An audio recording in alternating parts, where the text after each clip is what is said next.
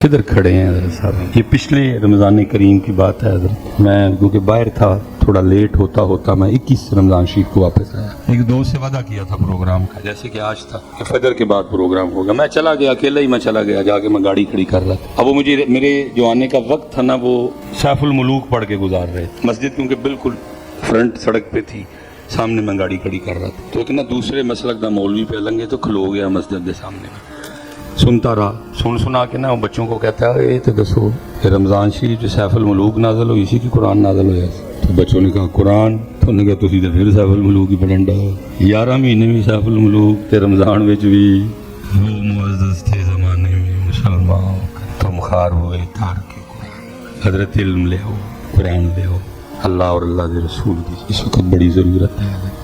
मुझे बताओ, जब तुम्हारे मुखालिफ फिरकों के लोग तुम्हारे खिलाफ वीडियो बनाते हैं तो क्या तुम अपने अवाम को लेकर मौलवियों की सरकर्दगी में उनके मदारिस के बाहर चले जाते हो कि जी आज हम आ गए देवबंद मदरसे के बाहर, आला हज़रत ने तुम्हें मुर्तद डिक्लेयर किया, तुम्हें शहादत के दर्जे पे पहुंचाने के लिए आ गए? नहीं, वीडियो बना के जवाब देते हैं, वीडियो खेलते रहते हैं। जब मेरी बारी आती है तो सिर्फ फेम हासिल करने के लिए हमारी अकेडमी के बाहर आके तमाशा करते हैं। और देखें इनकी बदबख्ती, आज ये लोग कादियानियों की इबादतगाह के बाहर आके उसको बंद करवाने की कोशिश नहीं कर रहे।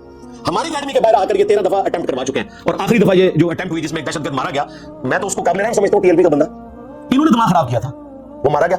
उसके बाद फिर मैंने सिर्फ अपने स्टूडेंट्स की वजह से कि उनकी जान को खतरा ना हो, मैंने तो अपनी जिंदगी वक्त की हुई है, अकेडमी को वक्ती तौर पे मैंने बंद कर दिया जब तक हालात फेवरेबल नहीं होते। इसमें इंतजामिया का कोई मामला नहीं, वो तो मुझे सिक्योरिटी देने के लिए तैयार है, लेकिन मैं नहीं चाहता कि मेरी वजह से हमारा कोई स्टूडेंट या हमारी सिक्योरिटी इदारों में से कोई शख्स जो है वो शहीद हो। ये मैंने आज ट्रुथ भी रिवील कर दिया, क्योंकि बार बार लोग पूछ रहे हैं कि जी साहब अकेडमी क्यों नहीं खोल रहे, उसके पीछे रीजन क्या है। मुझे को खतरा होता ना भाई तो मैं 13 अटेम्प्ट्स पहले अपने ऊपर ना इस तरीके से लेता। मैं तो अब भी तैयार हूं, मसला स्टूडेंट्स का है, मैं नहीं चाहता उनके साथ कोई इस तरह की एक्टिविटी परफॉर्म हो। तुम्हारा ये प्लेटफॉर्म चल रहा है अल्लाह के फजल से, इनके मरे हुए बुजुर्ग जिंदा क़यामत तक आने वाले पहले उनकी मंजिल ठोक चुकी है इस प्लेटफॉर्म के जरिए। मैं नबी सा है ही कोई नहीं, तेरे बाबे थे शाही कोई नहीं। कहते हैं कि जी इंजीनियर साहब गंदी मक्खी है, बैठते ही गंद पे है। बिल्कुल मेरा फख्र है, मैं गंद पे बैठता हूं गंद साफ करने के लिए, लेकिन तुम्हारी ये जिल्लत है कि गंद तुम्हारे बुजुर्गों का फैलाया हुआ है। तुम कहा करो हमारे बुजुर्ग जो गंद करके गए थे ना इंजीनियर, वो गंदी मक्खी है जो उस गंद पे बैठ के उसको साफ करती है। तो मैं तैयार हूं गंदी मक्खी बनने के लिए। गंद तुम्हारे बुजुर्गों का है, ये आपने फैलाया था, आपने किताबें प्रिंट की थी, आपने फखरिया इन चीजों को करामात बना के उनकी शानें बना के पेश किया था।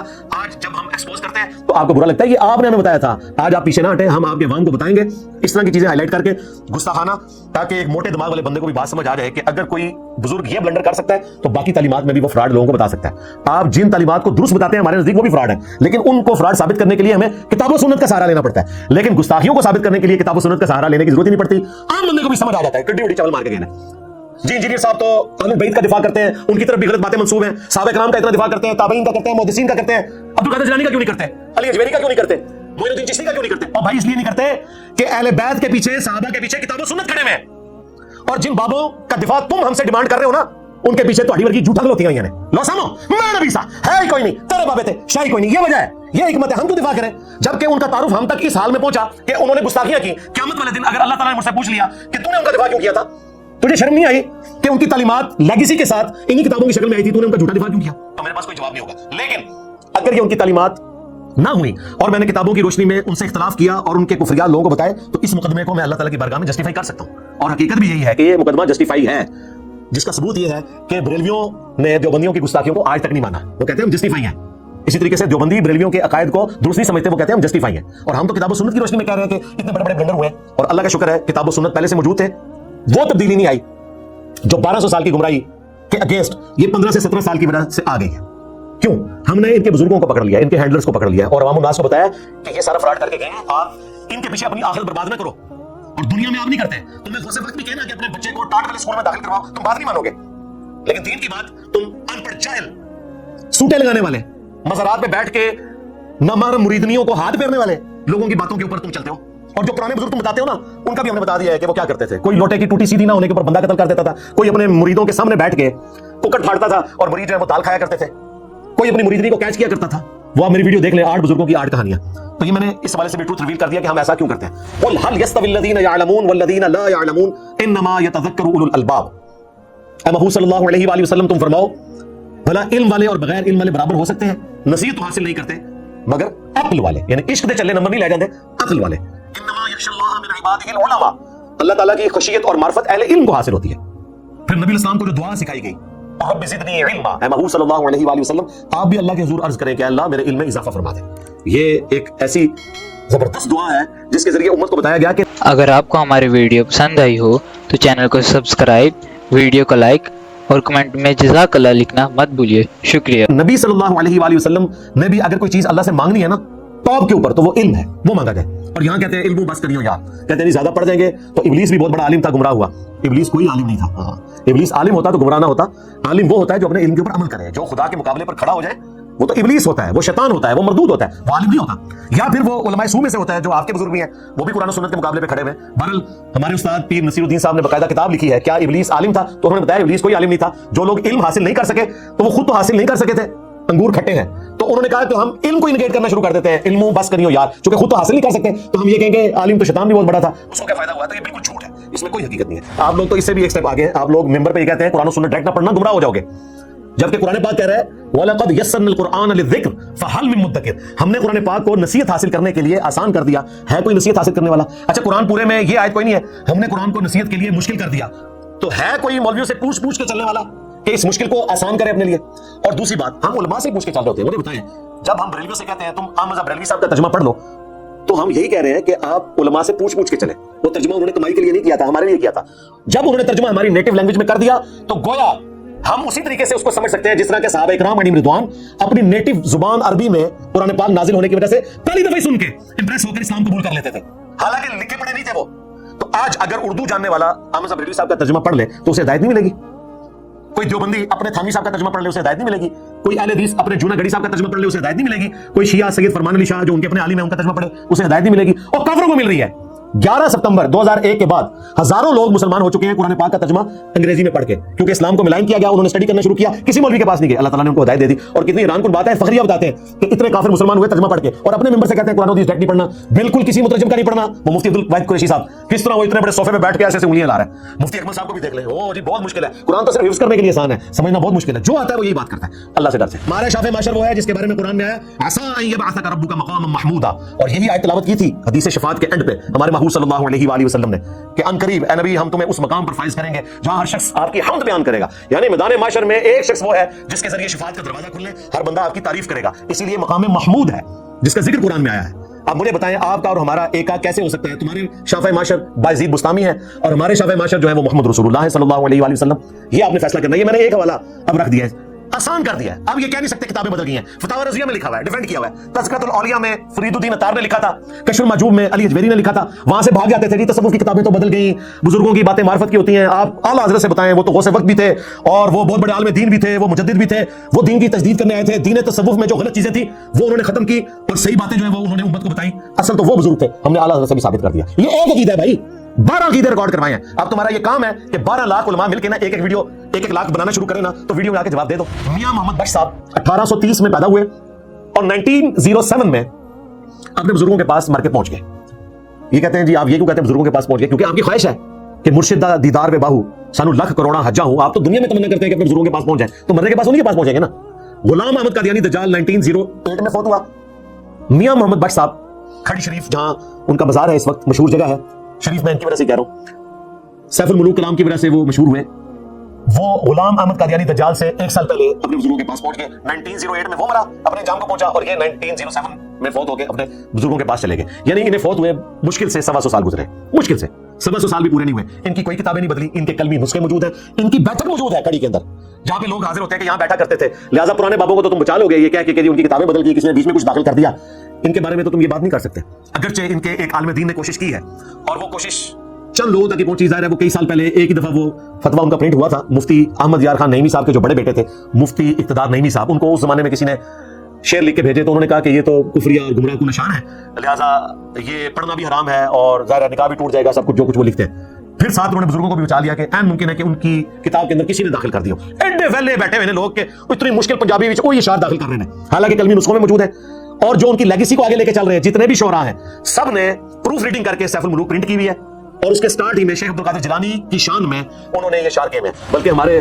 ایک بریلوی مکتب سے تعلق رکھنے والے چھوٹے سے مولانا صاحب ہیں، وہ کہتے ہیں کہ جی میں تو میاں محمد بخش صاحب کی کتاب جس میں 2000 اشعار ہیں جو انہوں نے عقیدے دین تصوف کے بیان کیے ہیں اس کی شرح لکھ رہا ہوں، 4 زبانوں کی ضرورت پڑی اور میں نے بڑی محنت سے یہ کام کیا اور امت کا قرض اتار دیا۔ قرض یہ اتارا جی کہ 2000 اشعار جو انہوں نے لکھے تھے اس زمانے میں 1877 میں وہ کتاب پرنٹ ہوئی اور اب وہ شرح کے ساتھ پرنٹ کرنے جا رہے ہیں اور اس میں وہ چندے بھی مانگ رہے ہیں کہ جی پیسے ان کاموں میں لگائیں, ہمیں آپ چندے دیں تاکہ ہم اپنے بزرگوں کی تعلیمات عوام الناس تک پہنچائیں, بجائے اس کے کہ کتاب و سنت پہنچائیں, ہم یہ تعلیمات پہنچائیں گے, ان کی کتابوں کی شرح لکھیں گے, شرح لکھیں یا شرح لکھیں. پھر وہ کہتے ہیں کہ جی وہ بہت بڑے عالم دین تھے, لوگ تو ان کو صوفی مانتے ہیں, صرف ہمارا کام ہے ہم بتائیں وہ محدث تھے, وہ کشمیر کے محدث تھے, وہ اتنے بڑے عالم دین تھے. اور ایک اور عالم نے ان کو خط لکھا اور اس کی بنیاد کے اوپر انہوں نے اہل سنت کے عقائد, جن کو وہ اہل سنت کہتے ہیں, جن کو میں ٹنی کہتا ہوں, سنی تو ہم ہیں کتاب و سنت کے منہج والے, یہ تو سن سنا کے سنی ٹنی ہے, یعنی کہ دین تصوف کے عقائد انہوں نے لکھے. اور کتاب کا نام ہے ہدایت المسلمین, یعنی مسلمانوں کی ہدایت کے لیے. ہدایت المسلمین نہیں ہے, یہ ہدایت ہے صوفیوں کے لیے, بابوں کے لیے, مسلمین کے لیے کہاں.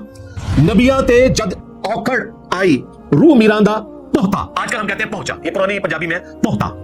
نبیاں تے جد اوکڑ آئے, یعنی نبیوں پہ جب مشکل وقت آئے, روح میراندا پہتا, یعنی عبد القادر جیلانی کی روح ان کی مشکل کشائی کے لیے پہنچ جاتی تھی. یعنی اپنی پیدائش سے پہلے وہ انبیاء کرام کی مدد کرتے تھے. نبی اسلام کا ذکر نہیں ہو رہا, ان کا بھی ذکر نہیں کر سکتے تھے, ان کی تو اولاد میں آئے.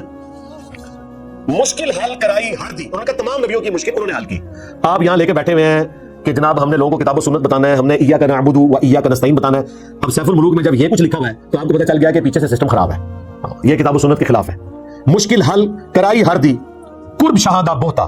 وہ کہتے ہیں کہ عبد القادر جیلانی کا قرب اللہ تعالیٰ کے ہاں اتنا بڑا ہے کہ نبیوں کی مشکل کشائی کے لیے بھی عبد القادر جیلانی کی روح جایا کرتی تھی. لو سامو, میرے نبی سا ہے کوئی نہیں, تیرے بابے تھے شاہی کوئی نہیں, تیرے وہ بابے بھی شاہ کوئی نہیں جنہاں دی تعریف کیتی جا رہی ہے, اور تیرے وہ بابے بھی شاہ کوئی نہیں جڑے تعریف کر رہے ہیں. لے جاؤ دبو انہاں نوں. دیکھو جی, نبیاں تے جد اوکڑ آئی روح میراندا پہتا, مشکل حال کرائی ہر دی قرب شہادہ بہتا. اندازہ کریں, قصیدہ غوثیہ خود عبد القادر جیلانی نے اپنی شان میں قصیدہ لکھا ہے. اندازہ کریں, یعنی قصیدے تو بادشاہوں کے لیے لکھتے تھے شاعر, ٹھیک ہے, انبیاء کے لیے نعتیں لکھی جاتی تھیں. یہ کوئی وکھرا بابا ہے جس نے اپنی شان میں خود قصیدہ لکھا ہے. اور یہ ایسا قصیدہ ہے کہ آج بھی گولڈا شریف میں جمعے کی نماز کے بعد قصیدہ غوثیہ پڑھا جاتا ہے, اور اس کے بعد مصطفیٰ جان رحمت پہ لاکھوں سلام کھڑے ہو کر پڑھا جاتا ہے. یعنی ہماری عام بریلویوں کی مساجد میں تو مصطفیٰ جان رحمت پہ لاکھوں سلام پڑھا جاتا ہے نا کھڑے ہو کر, لیکن گولڈا شریف میں چونکہ وہ قادری چشتی سلسلے سے ہیں, وہ جمعے کے بعد قصیدہ غوثیہ بھی پڑھتے ہیں عربی میں, سمجھ کسی کو نہیں آ رہی, اس کے بعد اردو میں کلام پڑھتے ہیں مصطفیٰ جان رحمت پہ لاکھوں سلام.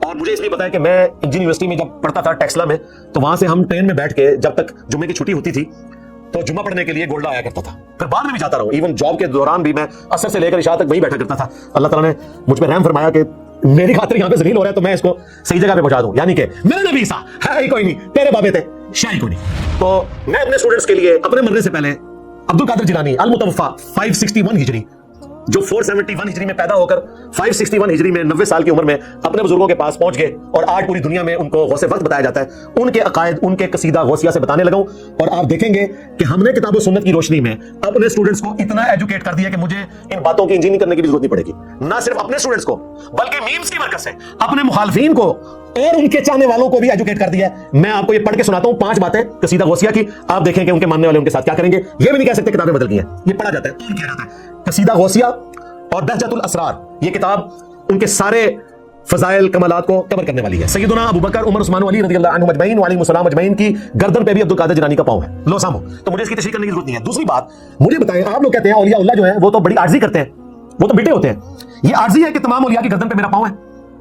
کہتے ہیں ولی تو دعویٰ کرتے ہی نہیں ہے. اور پھر تم جسے بڑا بابا مان رہے ہو نا عبد القادر جیلانی کو, وہ کہہ رہے ہیں تمام بابوں کی گردن پہ میرا پاؤں ہے. اور بابوں کا بھی علاج ہے, تم نے رسول اللہ کو چھوڑا تھا نا, تمہارے ساتھ یہی ہونا چاہیے تھا کہ ایک بابا آتا اور تمہاری گردن پہ نا پاؤں رکھتا. میں نے تو تمہاری گیچی مروڑ دی ہے نا ایک رجز کے ساتھ, میں نبی سا ہے ہی کوئی نہیں, تیرے بابے تھے شاہی کوئی نہیں. اب باباؤں کے بابا آ گئے, ہاں جی, جنہوں نے گردن پہ پاؤں نہیں رکھا, سارے بابوں کی گیچی مروڑ کے رکھ دی ہے علمی طور پہ. الحمدللہ, یہ میں عارضی کے طور پہ بیان کر رہا ہوں, ظاہر ہم تو رسول اللہ کے مجاہد ہیں نا, اپنی تو شان ہی نہیں بیان کر رہے. اور ایک طرف دیکھیں مولا علی ہے, صحیح بخاری میں آتا ہے, محمد بن حنفیہ پوچھتے ہیں کہ مجھے بتائیں اس امت میں سب سے افضل کون ہے؟ تو مولا علی نے کہا ابو بکر. بیٹے نے اگلا سوال کیا کہ اس کے بعد فرمایا عمر. کہتے ہیں مجھے خدشہ ہوا کہ اب میں تیسری دفعہ پوچھوں گا تو عثمان کا نام لیں گے, تو میں نے کہا اس کے بعد تو آپ ہی ہوں گے نا. تو مولا علی نے کہا کہ میں تو عام مسلمانوں میں سے ایک مسلمان ہوں. ومن احسن قولا ممن دعا الى الله وعمل صالحا وقال انني من المسلمين. اس سے بڑھ کر کس کی بات ہو سکتی ہے جو لوگوں کو اللہ کی طرف بلائے اور نیک اعمال کرے اور اس کے باوجود کہے کہ میں بھی عام مسلمانوں میں سے ایک مسلمان ہوں. دیکھیں مولا علی اپنے آپ کو کہہ رہے ہیں عام مسلمان, اور عبد القادر جیلانی جو مولا علی کے نام کے اوپر پوری بزرگی ویل کر رہے ہیں, یہ کہہ کے کہ جی خواب میں رسول اللہ نے 7 دفعہ میرے منہ کے اندر اپنا لعاب دان ڈالا اور مولا علی نے 6 دفعہ ڈالا اور علم ٹرانسفر کیا, اور یہ علم ٹرانسفر ہوا ہے جناب. اندازہ کریں کہ تمام اولیاء کی گردن پہ میرا پاؤں ہے, بجائے اس کے کہ عارضی آتی تکبر آیا. اور یہ قصیدہ غوثیہ ہے, یہ خود لکھا ہے عبد القادر جیلانی نے, اور تمام تصوف کے سلسلوں میں اس کو پیش کیا جاتا ہے, بلکہ ایڈ کیا جاتا ہے. جی معین الدین چشتی اس وقت غار میں عبادت کر رہے تھے, انہوں نے وہاں سن لیا تو انہوں نے کہا کہ آپ کا قدم میری آنکھوں پہ ہے, तो अब्दुल कादिर जिलानी ने फरमाया कि मैंने तुम्हें सुल्तानुल हिंद बना दिया।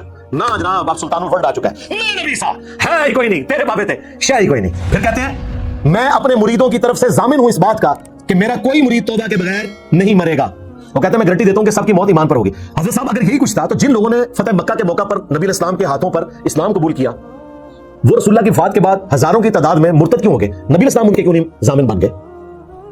कुरान पाक में मौजूद है, इज़ा जाअ नस्रुल्लाहि वल फत्ह व रअयत अन्नास यदखुलून फी दीनिल्लाहि अफ़वाजा। तुम देख रहे हो लोग ग्रोह दर ग्रोह दीन में दाखिल हो रहे हैं। अल मुस्तदरक अल हाकिम में ये हदीस मौजूद है।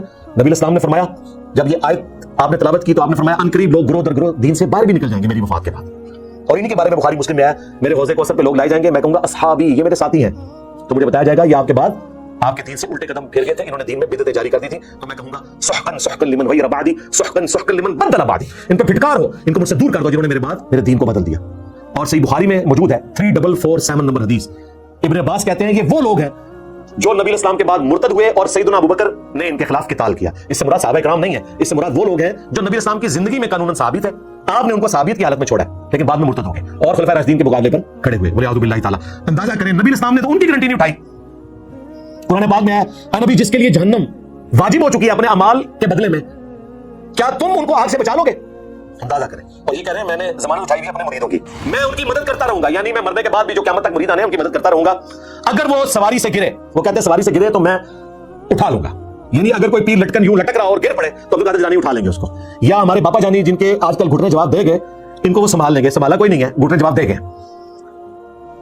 फिर वो मशहूर ज़माना बात की कि मेरा मुरीद अगर मगरिब में हो और उसका सतर खुल जाए और मैं मशरिक में हूं तो मैं उसका सतर बांध दूंगा। यानी वो कह रहे हैं कि अगर बापा जानी मगरिब में हो, किसी यूरोपियन मुल्क में वहां फिर रहे हो और उनकी तामत अचानक खुल जाए तो मैं मशरिक से उनकी तामत बांध दूंगा। तो ये बड़ा आसान टेस्ट अब्दुल कादिर जिलानी ने बता दिया है सुच्चे कादरी होने का। हम तो कहते हैं जो सुच्चा कादरी है इस वक्त सबसे बड़ा तो मीर अहले सुन्नत है ना, बापा जानी, तो वो पूरी दुनिया को कादरी सिलसिले में दाखिल कर ले। छोटा सा टेस्ट परफॉर्म करना है, उन्होंने अपनी तामत खोलनी है और नीचे आपने अंडरवियर पहन लेना है ताकि ये ना हो कि आपकी बुजुर्गी भी खुल जाए, आपकी बुजुर्गों की तो खुलनी है। और उसके बाद हम कहेंगे अब्दुल कादिर जिलानी आके सतर बांधे। और ये अंदाजा करें ये कसीदा गौसिया के अंदर ये बातें लिखी हुई है, कितनी हैरानकुन बात है, बहजतुल असरार के अंदर ये बातें लिखी हुई है, तो बांधे वो। बल्कि इंडिया में तो अब्दुल कादिर जिलानी का जिक्र एक मौलवी साहब कर रहे थे और पता नहीं उन्होंने इलास्टिक पहना हुआ था या उन्होंने सही तरीके से हजारबंद बांधा नहीं हुआ था, भरे मजमे में उनकी वो तामद या शलवार उतर गई और उसकी वीडियो रिकॉर्ड हुई और चढ़ भी गई। अंदाजा करें उस बंदे ने भी शर्म नहीं किया, उसने कहा नहीं मैं अब्दुल कादिर जिलानी का नाम रोशन करूंगा, कोई नहीं आया यहाँ पे।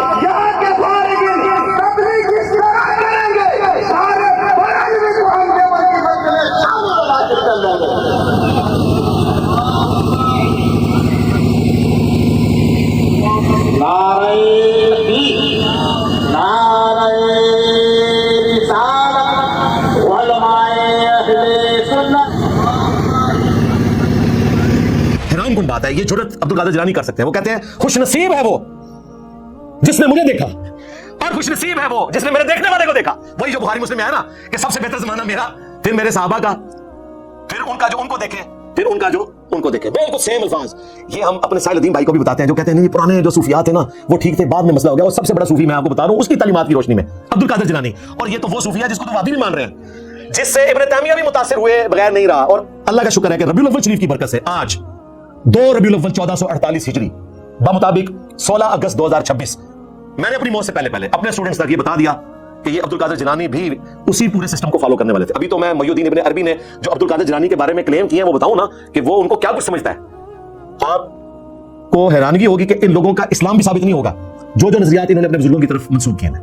जब अहमद बरेलवी कह रहे हैं कि इस उम्मत में अगर कोई नबी होता तो अब्दुल कादिर जिलानी होते, जब अहमद बरेलवी साहब ये कह रहे हैं कि अल्लाह ताला की तमाम सिफात का मज़हर मोहम्मद रसूलुल्लाह सल्लल्लाहु अलैहि वसल्लम और मोहम्मद रसूलुल्लाह सल्लल्लाहु अलैहि वसल्लम की तमाम सिफात का मज़हर अब्दुल कादिर जिलानी है।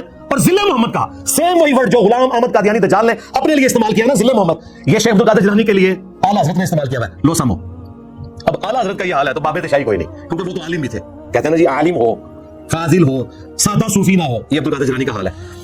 खुशनसीब है वो जिन्होंने मुझे देखा और मेरे देखने वालों को देखा, और हसरत है उन लोगों के लिए जो मुझे ना देख सके। अल्लाह का शुक्र है जी आपको नहीं देखा, कहीं गुमराह ना हो जाते और आपके पीछे ना लग जाते। ये अल्लाह का शुक्र हम अदा करेंगे। अगर आपने ये कुछ हमें बताना था, हम तो कहते हैं खुशनसीब है वो जिसने मरने से पहले एक दफा ये रट्स बुलंद कर दिया कि मेरे भी सा है ही कोई नहीं, तेरे बाबे थे, शाही कोई नहीं। अल्हम्दुलिल्लाह रब्बिल आलमीन वस्सलातु वस्सलामु अला सय्यिदिल अंबिया वल मुरसलीन व अला आलिहि व अस्हाबिहि अजमाईन इला यौमिद्दीन।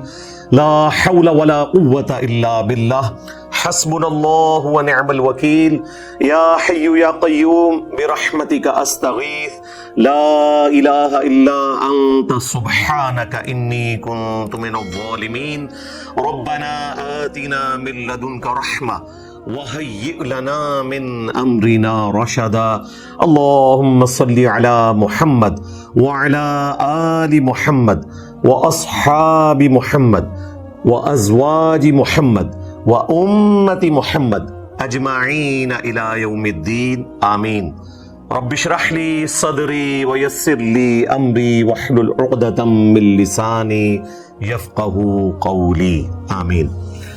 الحمدللہ آج 16 اگست 2026 کو سنڈے کے دن بمطابق 2 ربیع الاول 1448 ہجری ہمارے اس پبلک سیشن نمبر 248 کی اسٹوڈیو ریکارڈنگ ہونے جا رہی ہے۔ اسٹوڈیو ریکارڈنگ کے اعتبار سے یہ پبلک سیشن نمبر 17 ہے 17 اور اوورآل یہ 248 ہے۔ آج کا جو کرنٹ افیئر ہے وہ ہمارے پیارے مرشد مصباحی صاحب حفظہ اللہ تعالی کی ایک سٹیٹمنٹ ہے جس میں انہوں نے بہت سی اچھی گفتگو کی ہے، لیکن چند چیزیں ایسی ہیں جس کی انجینئرنگ کرنا پبلکلی ضروری ہے۔ انشاءاللہ ہم اس کو ڈسکس کریں گے، خصوصاً جو انہوں نے سیف الملوک کے حوالے سے ڈسکشن کی۔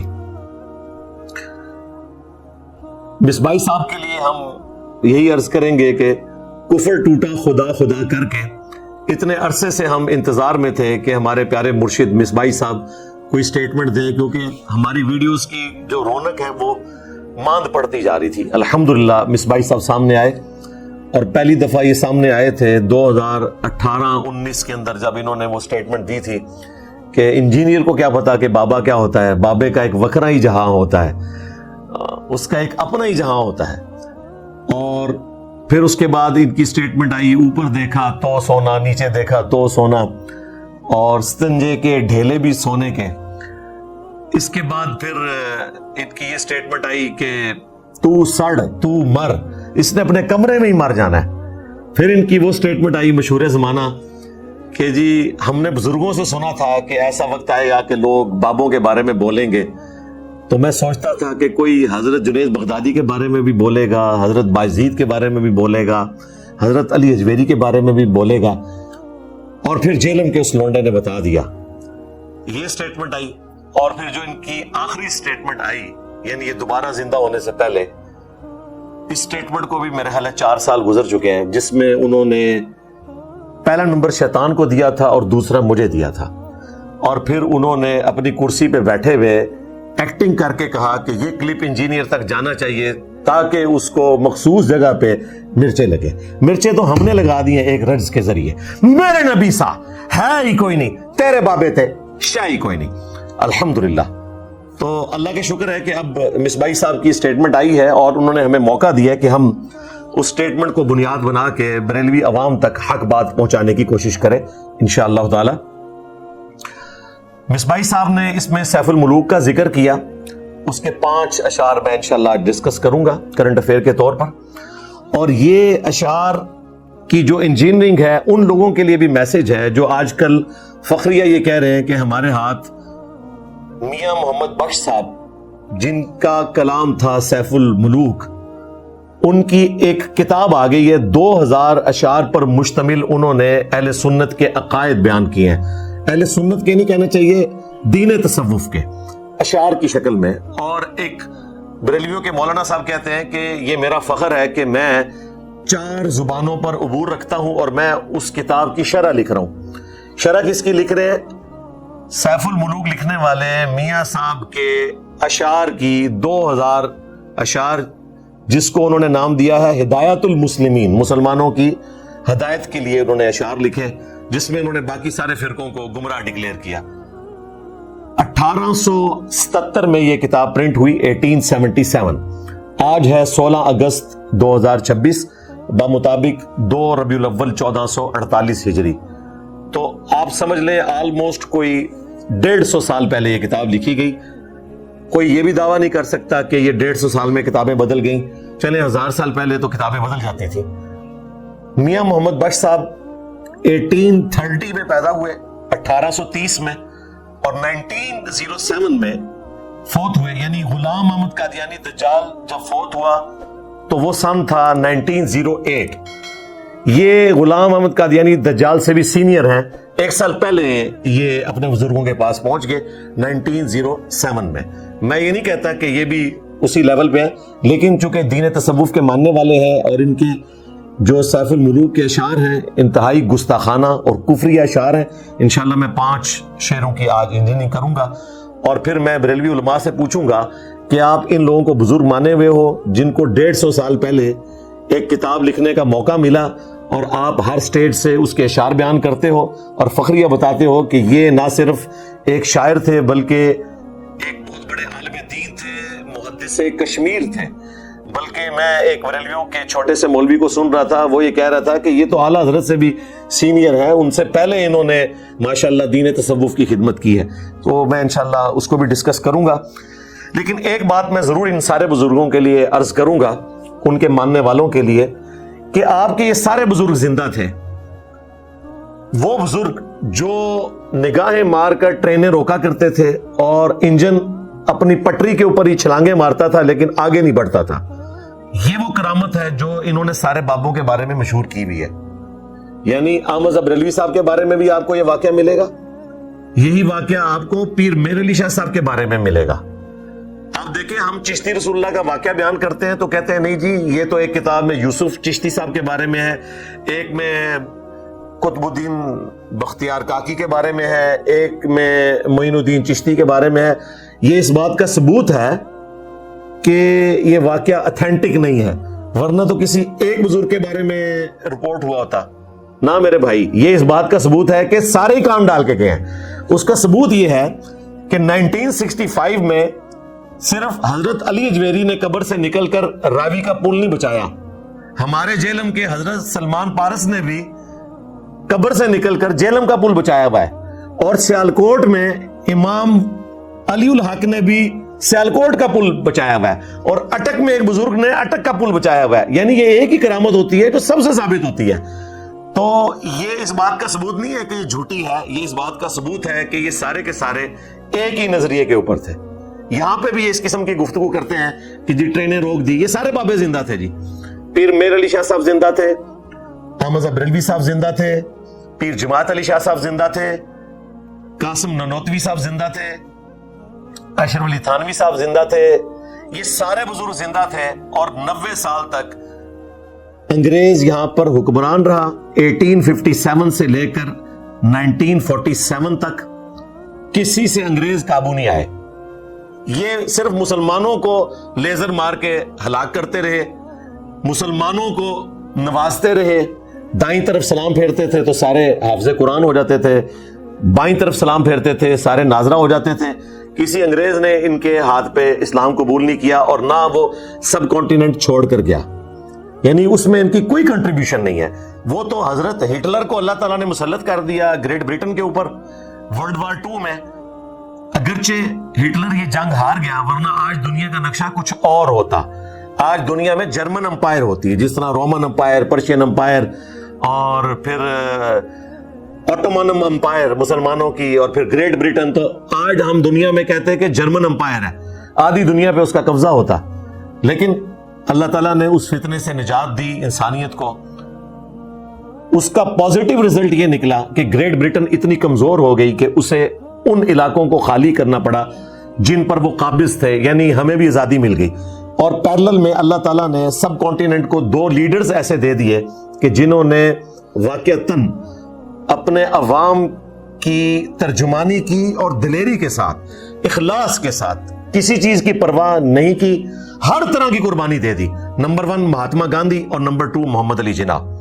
یہ 2 پرسنالٹیز تھی. باقی ان کے ساتھ ابوالکلام آزاد, ڈاکٹر اقبال, باقی لوگ بھی ہیں, لیکن یہ 2 ڈومیننٹ پرسنالٹیز ہیں جن کی وجہ سے سب کانٹیننٹ کو آزادی ملی. اور آج ہم اگست کے مہینے میں 79th اینیورسری منا رہے ہیں, پاکستان کی بھی اور انڈیا کی بھی. اللہ تعالیٰ سب کانٹیننٹ کے ملکوں کو آپس میں اتفاق اور اتحاد کے ساتھ رہنے کی توفیق دے. یہاں پر امن کی آشا ہو, تاکہ پاورٹی سرکل سے یہ 1/5 آف ورلڈ جو یہاں پہ رہ رہا ہے یہ باہر نکلے.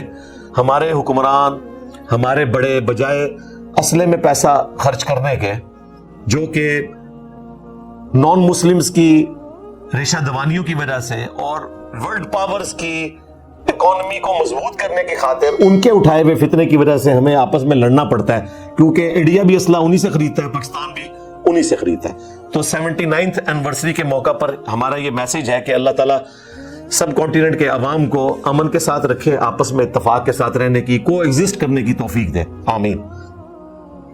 تو یہ دو پرسنالٹیز تھی جن کی وجہ سے آزادی ملی، کوئی بابا اس وقت کام نہیں آیا، یہ حیران کن بات ہے، حالانکہ یہ وہ بابے تھے جو اپنے وقت کے غوث تھے۔ آپ دیکھیں بریلوی اپنے غوثوں کا ذکر کرتے ہیں، دیوبندی اپنے غوثوں کا ذکر کرتے ہیں، اور سارے انگریزوں کے زمانے میں موجود تھے، انگریز کسی کے قابو نہیں آئے۔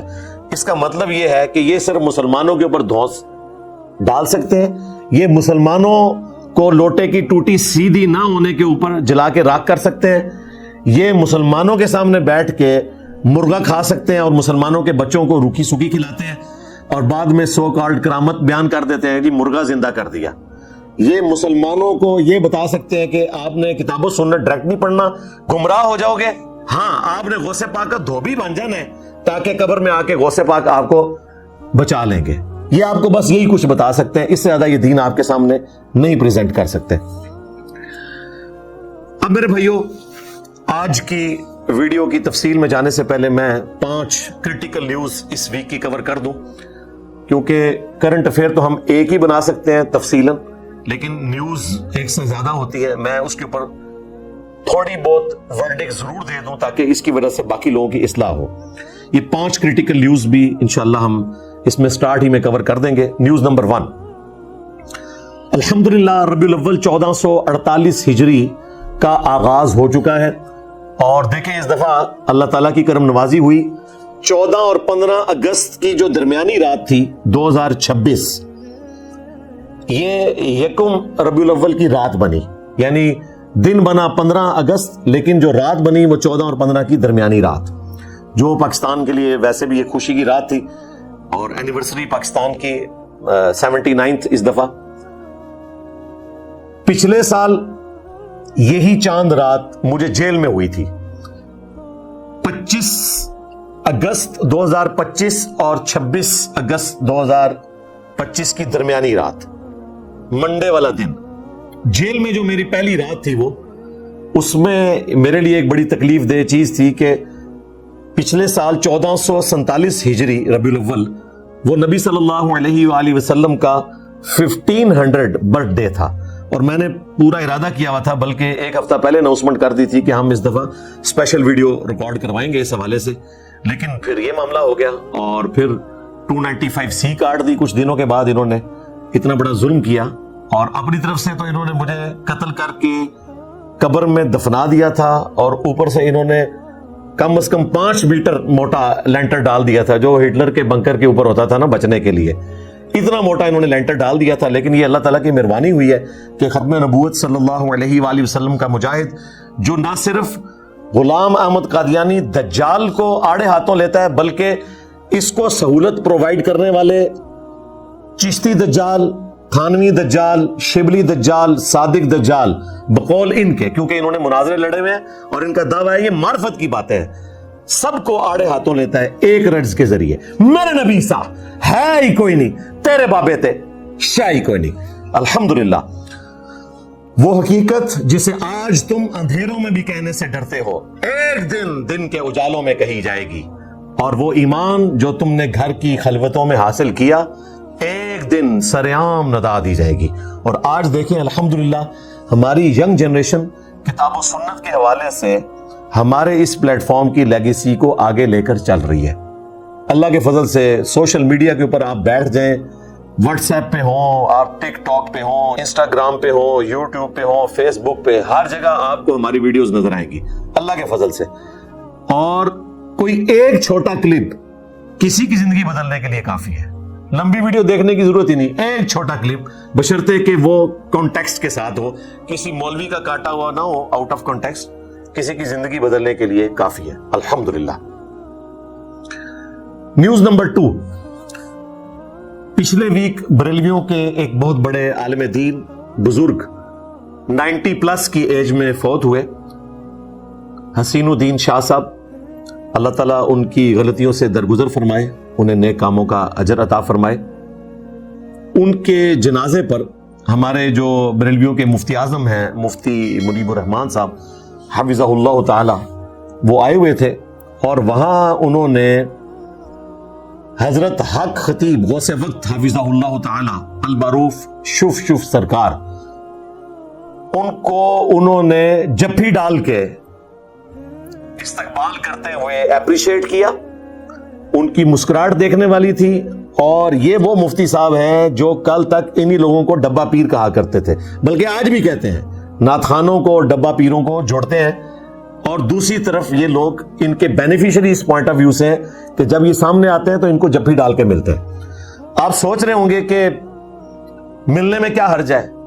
भाई हर्ज है। ये मुफ्ती मुनीबुर रहमान वो शख्स है जो सहाफी के सवाल के ऊपर तब जाया करता था। आपको याद होगा जब ये रुयत हिलाल कमेटी के चेयरमैन थे, कोई सवाल कर दे तो ये स्पीकर उठा के फेंक देते थे, यानी इतना गुस्सा कि भाई मैं कंप्रोमाइज करने वाला आदमी नहीं हूं। और आज ये शुभ सरकार को सीने से लगाकर ये सबूत दे रहे हैं कि डब्बा पीरों के साथ हम भी अंदर से मिले हुए हैं। डब्बा पीर हो या माँ का दूध पीने वाला पीर हो, दोनों एक जैसे ही हैं, हम नहीं फर्क करते।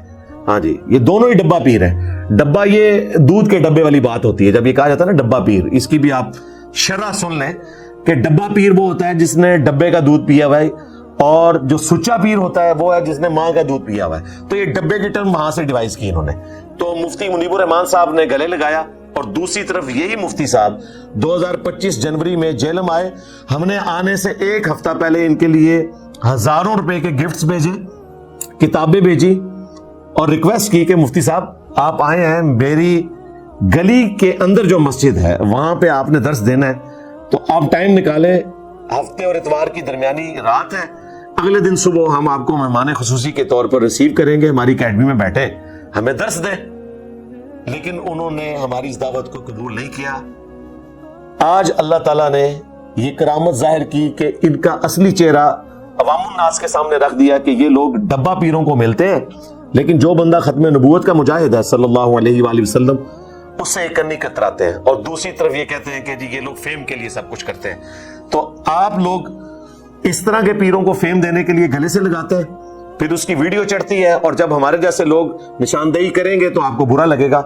मेरा ख्याल है हमने आपके अवाम के सामने आपका असली चेहरा रख दिया, अल्हम्दुलिल्लाह। न्यूज नंबर 3, पिछले वीक हमारे जो पिंडी के मुफ्ती साहब हैं, मुफ्ती हनीफ कुरैशी साहब हाफिज़हुल्लाह ताला, इन्होंने हजरत शुफ सरकार पीर हक खतीब साहब हाफिज़हुल्लाह ताला के स्टेज पे जाके ना सिर्फ तकरीर की, बल्कि जो तारीफें ये अपने बुजुर्गों के लिए करते हैं, यानी कि सुच्चे पीरों के लिए, वो शुफ सरकार के लिए इन्होंने कर दी वहां पे बैठ के। और नाम उसको दिया है खत्म नबूवत की खिदमत का। यानी ये मुफ्ती हनीफ कुरैशी वो है जिसने 2009 में शतीहात के नाम पर दिफा किया हुआ है वहाबियों के खिलाफ चिश्ती रसूलुल्लाह का, और आज मेरे डर की वजह से कह रहा है किताबें बदल गई हैं।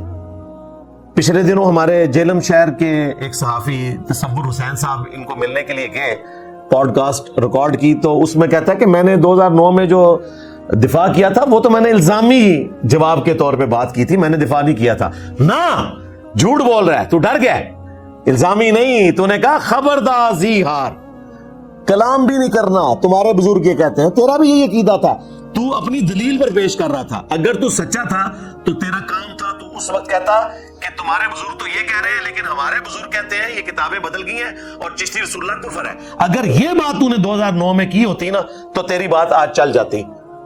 चुप करके माफी मांग अपने गुनाहों से, और एक दफा झूम के कह दे कि मेरे नबी साहब है ही कोई नहीं, तेरे बाबे थे शाह ही कोई नहीं। इसके बगैर तेरी जान नहीं छूटने वाली।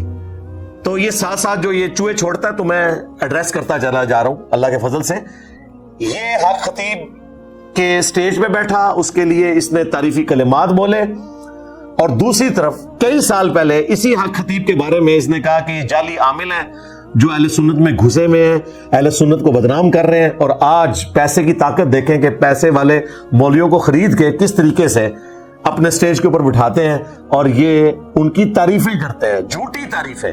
جن کو یہ لوگ ڈبہ پیر کہتے تھے آج ان کو سچا پیر یا سچا پیر مان رہے ہیں. تو میرا خیال ہے یہ اللہ تعالیٰ کی طرف سے کرامت ظاہر ہوئی ہے, کیونکہ اسی مفتی حنیف قریشی نے تصور حسین صحافی صاحب کی پوڈ کاسٹ میں کہا کہ لٹکن شاہ تو ڈبہ پیر ہے, یہ جعلی پیر ہے, یہ ہمارے اہل سنت کو ریپریزنٹ کر ہی نہیں سکتا.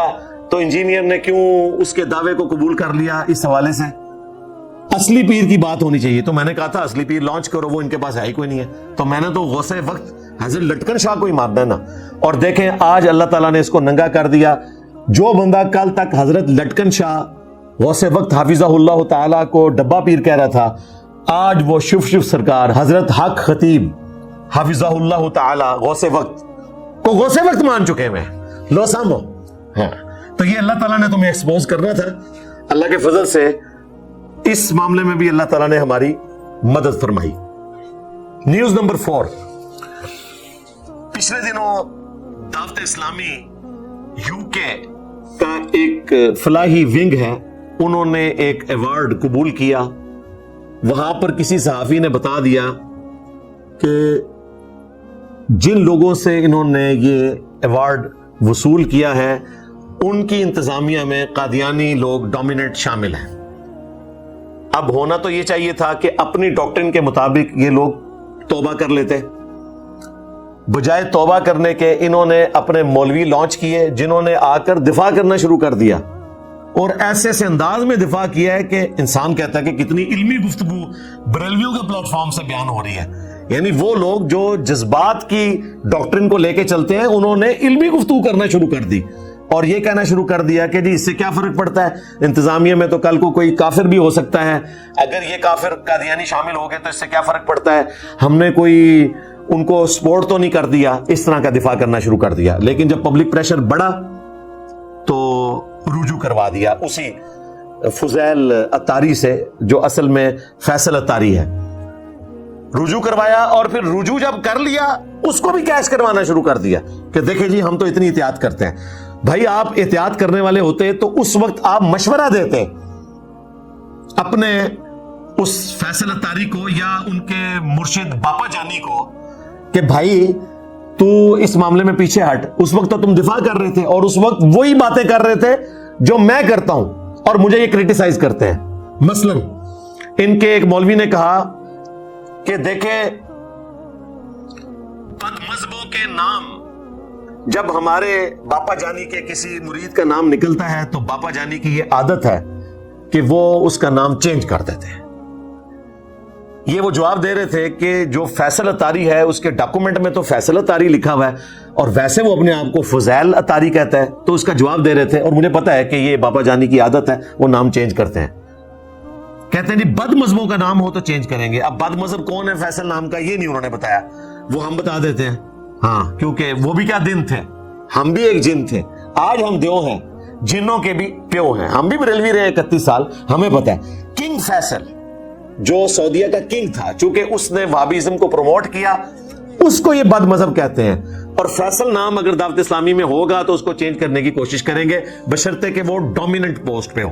ویسے تو بے شمار فیصل موجود ہوں گے, ہمارے جیلوں میں بھی ہمارے ایک فیصل بھائی موجود ہیں دعوت اسلامی میں, ان کا نام نہیں چینج ہوا. یہ ڈومیننٹ تھا, چندہ کلیکٹ کرتا تھا UK میں, تو نام رکھ دیا فضیل. ایک صوفی بزرگ 2ری صدی ہجری میں گزرے ہیں, فضیل بن ایاز, ان کے نام پہ فیصل کو فضیل کر دیا. اب دیکھیں کہ اس کو ڈیفینڈ کرنے کی خاطر انہوں نے یہاں تک کہہ دیا کہ جی یزید نام جو ہے وہ تو صحابہ کا بھی ہے, لیکن جب سے واقعہ کربلا ہوا ہے تو ہم یزید نام نہیں رکھتے. تو اگر ہمارے باپا جانی نے فیصل نام نہیں رکھا اور یہ بتایا نہیں کہ وہ نسبت کون سی تھی, وہ میں بتا رہا ہوں, اس کو فضیل کر دیا, تو یہ بالکل ٹھیک کیا. کل تک جب ہم کہتے تھے کہ بایزید بستامی نے ابو یزید اپنی کنیت کیوں رکھی, تو یہ کہتے تھے یزید نام صحابہ کرام کا بھی ہے, کیا فرق پڑتا ہے. ہم کہتے تھے صحابہ کرام کا نام یزید تھا واقعہ کربلا سے پہلے. دوسری بات, تم یہ کہتے ہو بایزید بستامی وہ ہے جس نے امام جعفر کی قبر پہ جا کے ان سے پیری مریدی کا تعلق قائم کیا. امام جعفر کے ماننے والے آج اپنے بچوں کے نام یزید نہیں رکھتے, اور جو ڈائریکٹ فیض لے رہا ہے اس نے اپنے بچے کا نام یزید رکھا یا اپنی کنیت ابو یزید رکھی. ان کے پاس جواب یہ ہوتا تھا کہ ناموں میں کیا رکھا ہے. اور آج کہہ رہے ہیں دیکھیں ہم یزید نام بھی تو نہیں رکھتے. اگر ہمارے باپا جانی نے فیصل نام چینج کیا تو بالکل ٹھیک کیا. دیکھیں ایک ٹکٹ میں دو مزے کرتے ہیں, ہم نے وہ دونوں مزے ان کے خراب کر دیے. فیصل نام سے ان کو اس لیے بھی چیڑا نا, مولانا مودودی رحمہ اللہ کو پہلا شاہ فیصل ایوارڈ ملا تھا دین کی خدمت کرنے کے اوپر, اور 2015 میں وہی ایوارڈ ڈاکٹر ذاکر نائک کو ملا. اس وجہ سے یہ فیصل نام سے نفرت کرتے ہیں, کنگ فیصل کی وجہ سے, اور نام کو چینج کر دیا. اگر اسی چیز کو دیکھا جائے تو قادیانی دجال کا نام تھا غلام احمد, اور تمہارے ابا جی کا نام ہے اعلیٰ حضرت احمد رضا بریلوی, ان کا نام بھی چینج کرو لوسامو. اس سے پہلے تمہارے بڑے ابا جان کا نام تھا شیخ احمد سرندی, جسے تم مجدد الف ثانی کہتے ہو. پھر غلام احمد پرویز جو منکرین سنت اور منکرین احادیث کا امام ہے, اس کے نام میں بھی احمد آتا ہے. اور امام احمد بن حنبل کا نام بھی احمد ہے. تو احمد نام کو یہ چینج نہیں کریں گے کیونکہ نبی علیہ السلام کا بھی نام احمد ہے. تو یہ ناموں کے اندر کچھ نہیں رکھا ہوا. اس امت میں دو سب سے بہترین نام ہے, عبداللہ اور عبد الرحمن. صحیح مسلم میں حدیث موجود ہے, اللہ تعالیٰ کو دو نام بڑے پسند ہیں, عبداللہ اور عبد الرحمن. لیکن اس امت کے دو بدبخت ترین لوگ بھی انہی ناموں سے پکارے جاتے ہیں, عبداللہ ابن ابی اور عبد الرحمن ابن ملجم. ایک رئیس المنافقین اور دوسرا قاتل مولا علی علیہ السلام. لیکن ناموں کی اہمیت تو اپنی جگہ رہے گی. یہ ناموں کو چینج نہ کریں آپ, عقائد کو چینج کرنے کی کوشش کریں تو فائدہ ہوگا. باقی رہا آپ کا معاملہ, تو آپ کا ایشو تو صرف قادیانیوں کے ساتھ نہیں ہے, آپ تو باقی فرقوں کو بھی کافر ہی سمجھتے ہیں. جی اعلیٰ حضرت نے فتاوی رضویہ میں لکھا کہ وہابی ہندوؤں سے بدتر ہیں. جی ہندو جو بت پرست ہیں ان سے بدتر ہیں وہابی. وہابیوں تمہاری تسبیح توڑ دی ہوئی ہے اعلیٰ حضرت نے. اعلیٰ حضرت نے احکام شریعت میں کہا کہ جو بندی ہوں, اہل حدیث ہوں, شیعہ ہوں, قادیانی کافروں کو بھی ساتھ ذکر کیا, یا سر سید احمد خان کے ماننے والے. یہ 1,00,000 دفعہ بھی اگر اللہ کا نام لے کر ذبیحہ کریں گے تو ذبیحہ مردار ہی رہے گا. البتہ یہود و نصارہ کا ذبیحہ حلال ہے. یعنی یہود و نصارہ سے بدتر ہے وہابی اعلیٰ حضرت کے نزدیک. آپ کا سٹیٹس تو یہ ہے. اعلیٰ حضرت نے ملفوظات کے اندر جو ان کے اپنے بیٹے نے جمع کیے اور پہلے 3 حصے انہوں نے خود ویریفائی کیے ہیں, اس میں موجود ہے. انہوں نے دیوبند اور اہل حدیث کی مساجد کو کہا کہ یہ کافروں کی مسجد ہے, ان کی نہ نماز ہے نہ جماعت ہے, ان کی اذان کا بھی احترام نہیں, سوائے اس کے کہ آپ اللہ کے نام پر عز و جل کہہ لیں اور محمد کے نام پر صلی اللہ علیہ وآلہ وسلم کہہ لیں. اس سے زیادہ ان کی اذان کا بھی کوئی احترام نہیں ہے. یہ حالت ہے. اور حسام الحرمین میں وہابیوں کو واجب القتل ڈکلیئر کیا, مرتد ڈکلیئر کیا. چوتھا فرقہ وہابیہ شیطانیہ, جو شیطان ابلیس لعین کے پیروکار ہیں, جس طرح کے روافظ شیطان اطاق کے پیروکار ہیں. وہ کہتے ہیں کہ رافضی شیعہ چھوٹے شیطان کے پیروکار ہیں, وہابی جو ہیں وہ بڑے شیطان کے پیروکار ہیں جو حضرت آدم علیہ السلام کے مقابلے پر کھڑا ہوا تھا. آپ اندازہ کریں یہ ان کے بزرگان دین ان کو سمجھتے تھے. لہٰذا میں بابا جانی سے ریکویسٹ کروں گا کہ اپنے مریدوں سے کہیں کہ صرف قادیانیوں کا معاملہ نہیں ہے, دیوبندی, اہل حدیث, شیعہ, ان سے بھی آپ نے نہ کوئی چندہ وصول کرنا ہے نہ کوئی ایوارڈ وصول کرنا ہے. البتہ یہود و نصارہ سے آپ کر سکتے ہیں کیونکہ ان کا ذبیحہ حلال ہے. لو سامو میں نبی سا ہے ہی کوئی نہیں, کہے بابے تھے شاہ ہی کوئی نہیں. چونیاں میں تو نال وڈنیاں نے, کیونکہ اس کے بغیر بریلوی عوام نہیں جاگے گی, اور اللہ کے فضل سے ہم نے بریلوی عوام کو جگا دی ہے. وہ اکثریت ہے, وہ حق قبول کریں گے تو انقلاب آئے گا. جس طرح قریش مکہ نے جب حق قبول کیا تو انقلاب آیا, اور وہ انقلاب پھر عرب کی سرزمین سے باہر نکلا, رومنز اور پرشینز کو اس نے الٹ کے رکھ دیا چند سالوں کے اندر, کیونکہ وہ ڈومیننٹ تھے وہاں پر. یہاں پر بھی بریلوی ڈومیننٹ ہیں. جب ان کو بات سمجھ آئے گی پھر کوئی نہیں بچے گا انشاءاللہ تعالی. اور ہمارے پلیٹ فارم کی خوبی یہی ہے کہ ہم نے بریلویوں کو اس حوالے سے ایڈریس کیا کہ ان کے وسوسے سیٹل کیے, ان کے عوام نے الحمدللہ اس دعوت کے کام کو سنبھالا. آج سب سے ڈومیننٹ تعداد ہمارے اسٹوڈنٹس کے اندر بریلویوں کی ہے.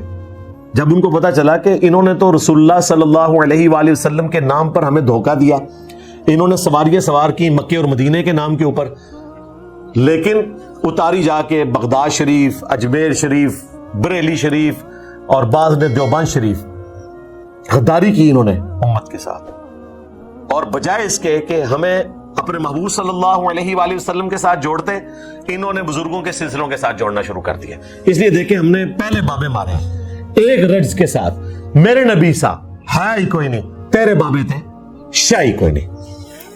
تو یہ نام تبدیل کرنے والا فتنہ جو باپا جانی کے ماننے والوں میں گھسا ہوا ہے, آج میں نے وہ بھی آپ کے سامنے عیاں کر دیا کہ یہ وہ لوگ ہیں جو اوپر سے میٹھے میٹھے اسلامی بھائی بنتے ہیں اور اندر اتنا زہر ہے کہ نام سے بھی نفرت کرتے ہیں.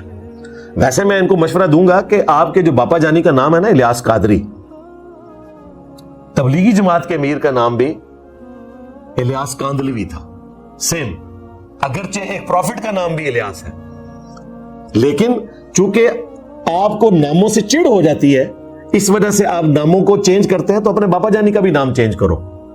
وہاں تو یہ فخریہ بتاتے ہیں کہ جی ایک الیاس وہ آیا تھا جس نے تبلیغی جماعت کی شکل میں گمراہی پھیلائی بقول بریلویوں کے, اور ایک ہمارا الیاس ہے جس نے بریلویت کو دوبارہ سے زندہ کر لیا. یہی بات جب ہم کرتے ہیں تو ان کو بری لگتی ہے کہ ایک غلام احمد قادیانی دجال مغل فیملی میں آیا تھا جو مرزا تھا, اس نے گمراہی پھیلائی, اور ایک انجینئر محمد علی مرزا اسی مغل برادری سے تعلق رکھتا ہے, وہ آیا ہے, اس نے نہ قادیانی دجال چھوڑا, نہ کوئی چشتی دجال, نہ کوئی تھانوی دجال, نہ کوئی شبلی دجال, نہ کوئی صادق دجال, بقول تمہارے, کیونکہ تم نے حرام کی کمائیاں کھائی ہیں, ان کتابوں کی مناظرے لڑے ہیں دفاع کر کے کہ یہ بزرگوں کی معرفت کی باتیں ہیں. تو تمہیں ہمارے کیس میں بھی یہ کہنا چاہیے نا کہ جس طرح الیاس کاندلوی کے مقابلے پر الیاس قادری آیا, اس نے ہدایت کو عام کیا, اسی طریقے سے غلام احمد قادیانی دجال کے مقابلے پر اسی مرزا فیملی سے انجینئر محمد علی مرزا آیا جس نے خدمہ نبوت کا حق ادا کیا صلی اللہ علیہ وآلہ وسلم. صرف اینٹی قادیانی نہیں ہے, بلکہ جس نے میرے نبی کے ساتھ غداری کی, اللہ کے فضل سے ہم نے اس کو اپنے زبان کے نیزے کی نوک پر لیا ایک رجز کے ذریعے. میرے نبی سا ہے ہی کوئی نہیں, تیرے بابے تھے شاہ ہی کوئی نہیں. الحمدللہ اعلیٰ حضرت بریلوی صاحب کے جو عقیدے ہیں وہ میں الگ سے ریکارڈ کروا چکا ہوں. اعلیٰ حضرت کے 12 عقیدے, اور میں نے بریلوی علماء سے کہا ہے کہ تم لوگ کم از کم 12 لاکھ تو ہو نا, 1 لاکھ بھی ایک عقیدے پہ بیٹھے تو ویڈیو میں آ کے جواب ریکارڈ کروا سکتا ہے. پھر میں نے اس ٹیسٹ کو اتنا آسان کر دیا کہ آج کی ڈیٹ میں یعنی کہ 16 اگست 2026 بمطابق 2 ربیع الاول 1448 ہجری میں نے صرف ایک رکھ دیا ہے عقیدہ ان کے سامنے, اور وہ ہے بایزید بستامی کا دعویٰ, جو اعلیٰ حضرت بریلوی نے فتاوی رضویہ میں خود مانا بلکہ اس کو ڈیفینڈ بھی کیا. اور پنڈی کے مفتی حنیف قریشی صاحب نے بھی ویڈیو میں آ کے ڈیفینڈ کیا کہ بایزید کے منہ سے اللہ بولتا تھا جب وہ یہ کہتا تھا کہ قیامت والے دن میرا جھنڈا محمد کے جھنڈے سے بھی بڑا ہوگا, نعوذ باللہ, اور محمد اور تمام انبیاء میرے جھنڈے کے نیچے ہوں گے, لوائی اعظم من لوائی محمد. اور پھر یہ کہتا تھا سبحانی ما اعظم شأنی, میں پاک ہوں میری شان کتنی بلند ہے. اور یہی بات علی اجویری صاحب نے بھی لکھی کہ ان کے منہ سے اللہ بولتا تھا بایزید بستامی کے. یہاں تو اعلیٰ حضرت بریلوی وہ ہیں جن کو عالم دین یہ کہتے ہیں, انہوں نے دفاع کیا. اب مجھے بتائیں, ایک طرف تم لکھ رہے ہو نعتیہ کلام مصطفیٰ جان رحمت پہ لاکھوں سلام, اور دوسری طرف تم یہ کہہ رہے ہو کہ بایزید کے منہ سے اللہ بولتا تھا اور وہ یہ کہتا تھا کہ میرا جھنڈا محمد کے جھنڈے سے بڑا ہوگا, محمد اور تمام انبیاء میرے جھنڈے کے نیچے ہوں گے, نعوذ باللہ, اس کا دفاع کر رہے ہو. تو بھائی یہ بہت بڑا ڈفرنس ہو چکا ہے. آبزہ بریلوی کا جو شافع معاشر ہے وہ بایزید بستامی ہے, یزید کا ابا, المتوفا 261 ہجری. اور ہمارا شافع معاشر وہ ہے جس کا تعارف ہمیں اس شخص نے کروایا جو ابو الحسین ہے. جس طرح وہ ابو یزید بستامی ہے, یہ ابو الحسین مسلم بن حجاج القشیری, المتوفا 261 ہجری, یہ بھی 261 ہجری میں فوت ہو کر رسول اللہ کے قدموں میں پہنچے صلی اللہ علیہ وآلہ وسلم، اور بایزید بستامی بھی 261 ہجری میں مر کے اپنے بزرگوں کے پاس پہنچ گیا. ایک ہی سن میں دونوں فوت ہوئے ہیں. اور امام مسلم حدیث شفاعت لے کر آ رہے ہیں کہ قیامت والے دن اللہ کے محبوب صلی اللہ علیہ وآلہ وسلم فرماتے ہیں میں اولین اور آخرین کا سردار ہوں گا، خطیب بنوں گا، اللہ کے حضور ان کے لیے شفاعت کروں گا. پھر امام مسلم حدیث لے کر آئے کہ قیامت والے دن سب سے پہلے نبی علیہ السلام نے فرمایا میں اپنی قبر سے نکالا جاؤں گا، سب سے پہلے میں شفاعت کروں گا، اور میں پہلا شخص ہوں گا جس کی قیامت والے دن شفاعت قبول بھی کی جائے گی. پھر امام مسلم حدیث لے کر آئے کہ قیامت والے دن سب سے پہلے میں جنت کے دروازے پر دستک دوں گا، داروغے جنت پوچھیں گے رضوان رضی اللہ تعالیٰ عنہ کون؟ تو میں کہوں گا محمد صلی اللہ علیہ وآلہ وسلم. تو وہ عرض کریں گے کہ مجھے حکم بھی یہی تھا کہ آپ کے نام کے اوپر دروازہ کھلے گا. یہ ہمارا امام مسلم ہے، ابو الحسین مسلم بن حجاج القشیری المتوفا 261 ہجری، اور تمہارا امام ہے با یزید بستامی المتوفا 261 ہجری. ہم ابو الحسین المتوفا 261 ہجری کے ماننے والے ہیں کہ انہوں نے ہمیں رسول اللہ کے قدموں تک پہنچایا صلی اللہ علیہ وآلہ وسلم، اور تم بایزید کے ماننے والے ہو. تو دیکھ لو، صرف ناموں کا فرق نہیں تھا، عقیدوں کا فرق بھی ظاہر ہوا. اب دفاع کرو. کوئی دفاع نہیں کر سکتے.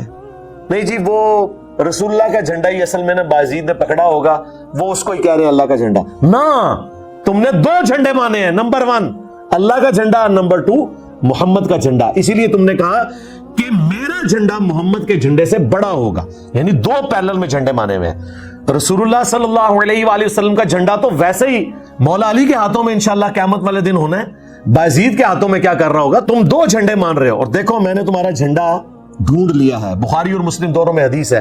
قیامت والے دن ہر غدار کے لیے ایک جھنڈا بلند کیا جائے گا میدان محشر میں، اور بتایا جائے گا کہ یہ غدار تھا دنیا میں، اس نے خیانت کی.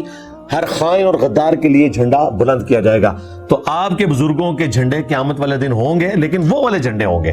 لواء الحمد جو ہے وہ محمد رسول اللہ صلی اللہ علیہ وآلہ وسلم کو ملے گا. تو میں نے یہ بتایا ہے، ایک حوالہ دیا ہے بھائی، ہمارے شافع معاشر وہ ہے جس کے بارے میں قرآن میں آیا عسیٰ ان یبعثک ربک مقاما محمودا، اور یہی آیت تلاوت کی تھی حدیث شفاعت کے اینڈ پہ ہمارے محبوب صلی اللہ علیہ وآلہ وسلم نے کہ ان قریب اے نبی ہم تمہیں اس مقام پر فائز کریں گے جہاں ہر شخص آپ کی حمد بیان کرے گا.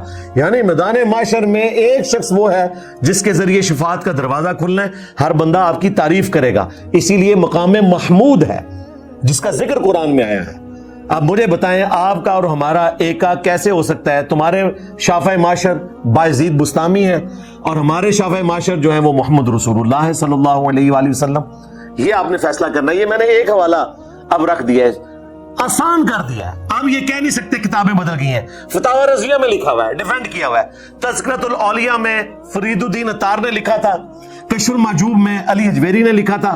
وہاں سے بھاگ جاتے تھے جی تصوف کی کتابیں تو بدل گئیں، بزرگوں کی باتیں معرفت کی ہوتی ہیں. آپ اعلیٰ حضرت سے بتائیں، وہ تو غوث وقت بھی تھے اور وہ بہت بڑے عالم دین بھی تھے، وہ مجدد بھی تھے، وہ دین کی تجدید کرنے آئے تھے. دین تصوف میں جو غلط چیزیں تھی وہ انہوں نے ختم کی، اور صحیح باتیں جو ہیں وہ انہوں نے امت کو بتائیں.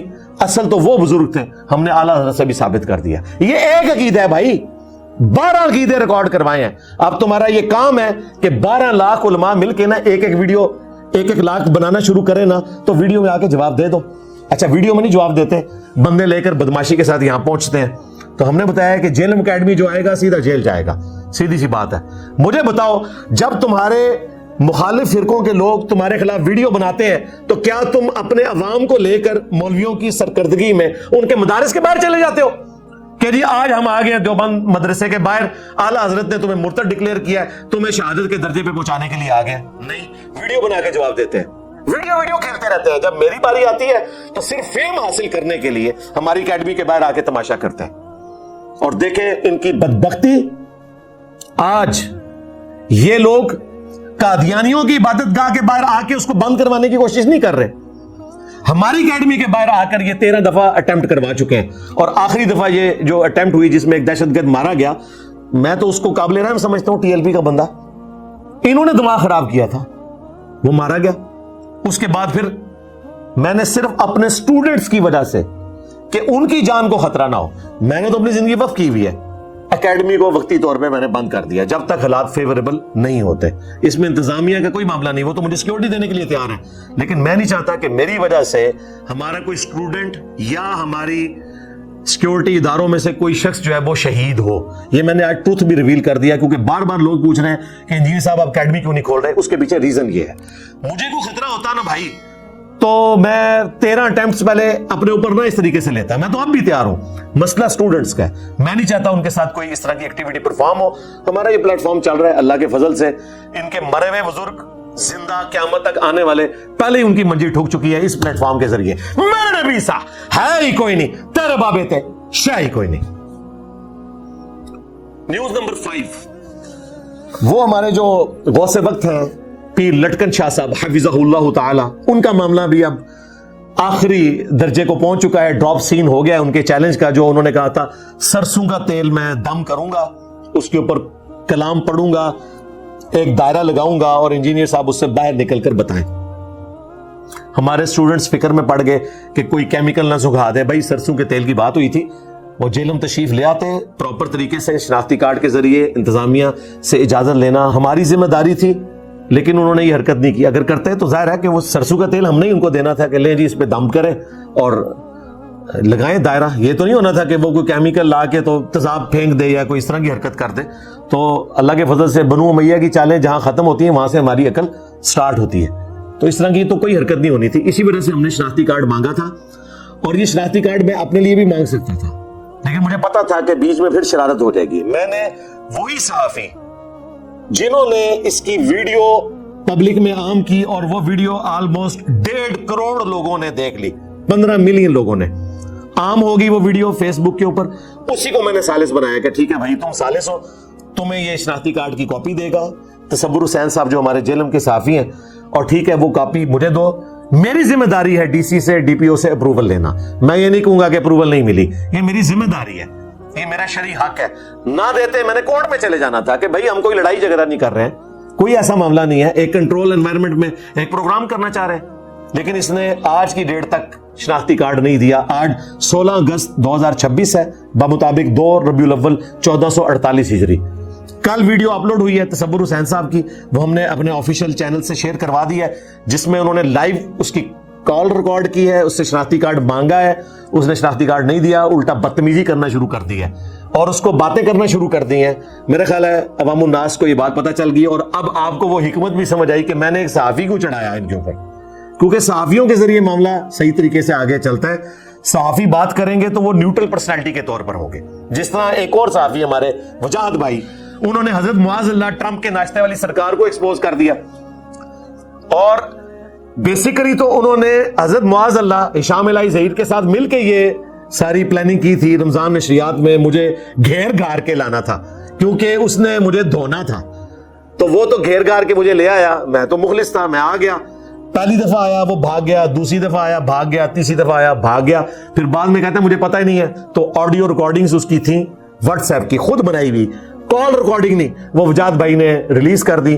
اللہ کا شکر ہے یہ بھی پتہ چل گیا کہ نہ صرف ان کے بڑے غوث وقت لٹکن شاہ صاحب خود چیلنج کر کے بھاگ گئے, بلکہ ان کے علمی غوث وقت جو ہیں اس وقت تینوں فرقوں کے امام جو بنے ہوئے ہیں, بریلوی, دیوبندی, اہل حدیث, ہشام الہی ظہیر صاحب, کیونکہ ٹرمپ کے ناشتے میں وہ کہتے ہیں میں سارے مقادم فکر سے مشورہ کر کے گیا تھا. تو شیعہ سے تو انہوں نے نہیں کیا ظاہر ہے مشورہ, باقی تینوں سے کیا ہے. شیعہ سے کرتے تو آج وہ ان کو یہ باتیں کر رہے ہوتے.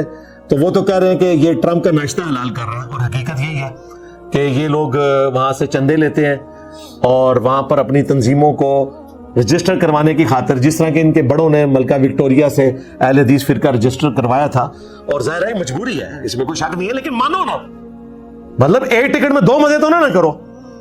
مانو کہ تم بینیفیشری ہو حضرت ٹرمپ کے, اور یہ مانو کہ مسلمانوں کا قاتل ہے, تم جا کے ناشتہ کر رہے ہو. میں اس کو تبلیغ کرنے گیا تھا, تو اسی صوفی کی طرح جو شراب خانے میں جاتا ہے مسلح ڈھونڈنے کے لیے, اس کو مسلح جو ہے وہ شراب خانے میں ہی چاہیے, حالانکہ نماز پڑھنے کے لیے مسلح کی ضرورت ہی نہیں ہے. بخاری مسلم میں حدیث ہے, اللہ تعالیٰ نے مجھے 5 ایسی کوالٹیز دی ہیں جو مجھ سے پہلے کسی کو نہیں دی. ان میں سے پہلی یہ ہے کہ پوری زمین میرے لیے پاک کر دی گئی ہے, میرے امتی جہاں چاہے وہ نماز پڑھ سکتے ہیں. جب صوفیوں کو یہ حدیث پتہ ہے بقول آپ کے, تو شراب خانے میں مسلح ڈھونڈنے کے لیے کیوں جاتے ہیں؟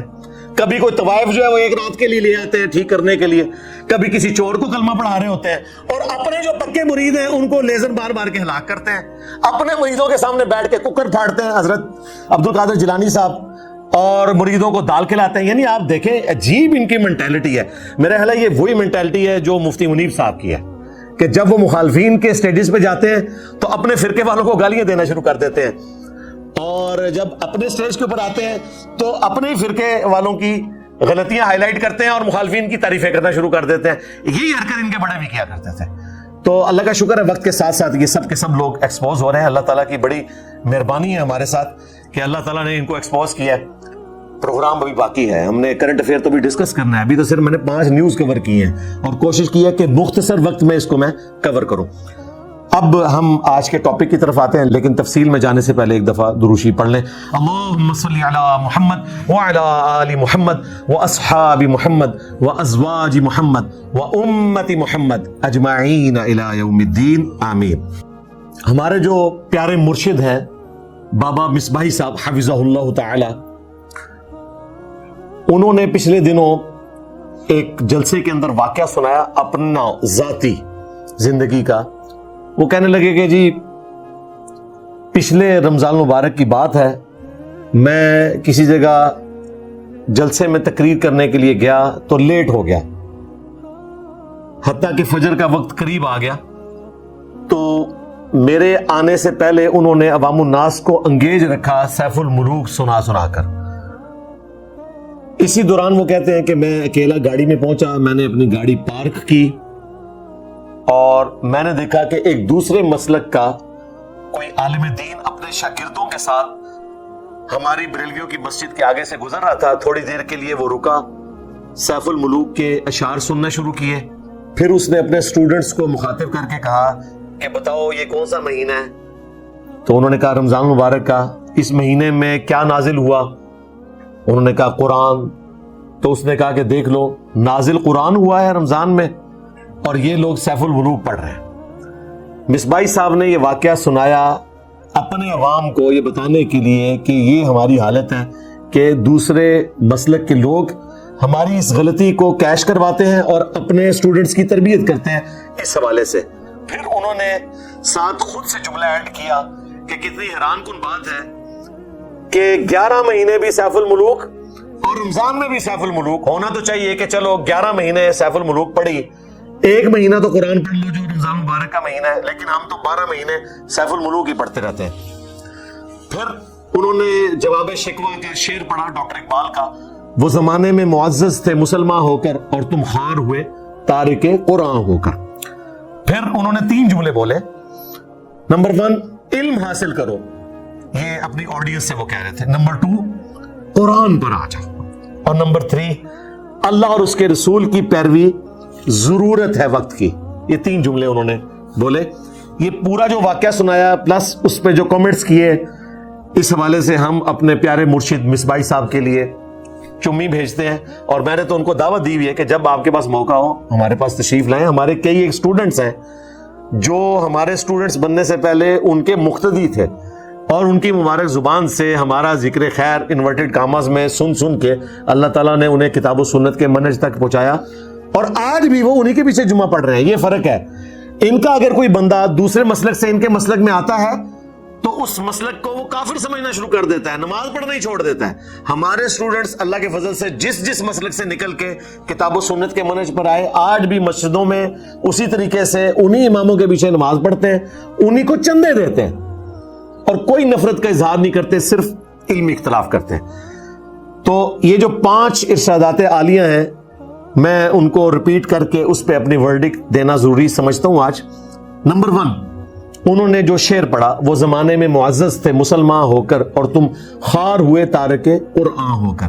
یہ جواب شکوہ کا شعر ہے ڈاکٹر اقبال کا, جو انہوں نے مسلمانوں کو جھنجھوڑنے کے لیے اللہ تعالیٰ کی طرف سے جواب دیا, جو میں یہ سمجھتا ہوں صحیح مسلم کی حدیث کی صحیح ترجمانی ہے کہ اللہ کے محبوب صلی اللہ علیہ وآلہ وسلم نے فرمایا اللہ تعالیٰ اس کتاب کی وجہ سے قوموں کو عروج دے گا اور اس کتاب کی وجہ سے قوموں کو زوال دے گا. یعنی یہ کتاب ذریعہ بنے گی عروج و زوال کا, انڈیویجول کے حق میں بھی اور قوموں کے حق میں بھی.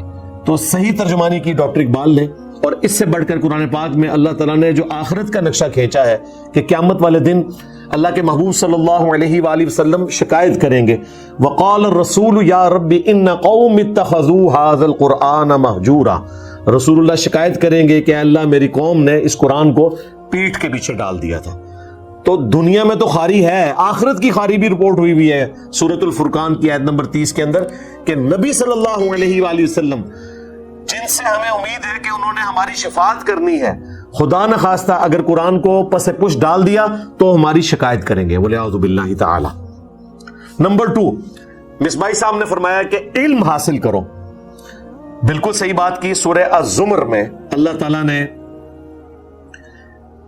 اہل علم کی خوبی بیان کی ہے، قُلْ هَلْ يَسْتَوِي الَّذِينَ يَعْلَمُونَ وَالَّذِينَ لَا يَعْلَمُونَ إِنَّمَا يَتَذَكَّرُ أُولُو الْأَلْبَابِ۔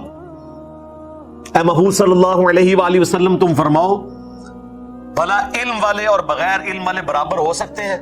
نصیحت تو حاصل نہیں کرتے مگر عقل والے، یعنی عشق دے چلے نمبر نہیں لے جاندے، عقل والے۔ انما یخشی اللہ من عبادہ العلماء، اللہ تعالیٰ کی خشیت اور معرفت اہل علم کو حاصل ہوتی ہے۔ پھر نبی علیہ السلام کو جو دعا سکھائی گئی، اور رب زدنی علما، اے محبوب صلی اللہ علیہ وآلہ وسلم آپ بھی اللہ کے حضور عرض کریں کہ اے اللہ میرے علم میں اضافہ فرما دے۔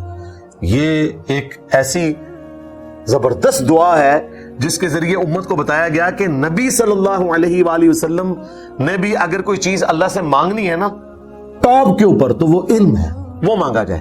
اور یہاں کہتے ہیں علمو بس کریو یار، کہتے ہیں نہیں زیادہ پڑھ دیں گے تو ابلیس بھی بہت بڑا عالم تھا، گمراہ ہوا۔ ابلیس کوئی عالم نہیں تھا، ابلیس عالم ہوتا تو گمراہ نہ ہوتا۔ عالم وہ ہوتا ہے جو اپنے علم کے اوپر عمل کرے، جو خدا کے مقابلے پر کھڑا ہو جائے وہ تو ابلیس ہوتا ہے، وہ شیطان ہوتا ہے، وہ مردود ہوتا ہے، وہ عالم نہیں ہوتا۔ یا پھر وہ علماء سو میں سے ہوتا ہے جو آپ کے بزرگ بھی ہیں، وہ بھی قرآن و سنت کے مقابلے پہ کھڑے ہوئے۔ بہرحال ہمارے استاد پیر نصیر الدین صاحب نے باقاعدہ کتاب لکھی ہے کیا ابلیس عالم تھا، تو انہوں نے بتایا ابلیس کوئی عالم نہیں تھا۔ جو لوگ علم حاصل نہیں کر سکے تو وہ خود تو حاصل نہیں کر سکے تھے، انگور کھٹے ہیں، تو انہوں نے کہا کہ ہم علم کو انگیٹ کرنا شروع کر دیتے ہیں، علمو بس کریو یار، چونکہ خود تو حاصل نہیں کر سکتے تو ہم یہ کہیں کہ عالم تو شیطان بھی بہت بڑا تھا، اس کو کیا فائدہ ہوا؟ تو یہ بالکل جھوٹ ہے، اس میں کوئی حقیقت نہیں ہے۔ تو ہمارے جو مصباحی صاحب ہیں انہوں نے علم کی جو اس حوالے سے ترغیب دلائی، ہم ان کو سپورٹ کرتے ہیں۔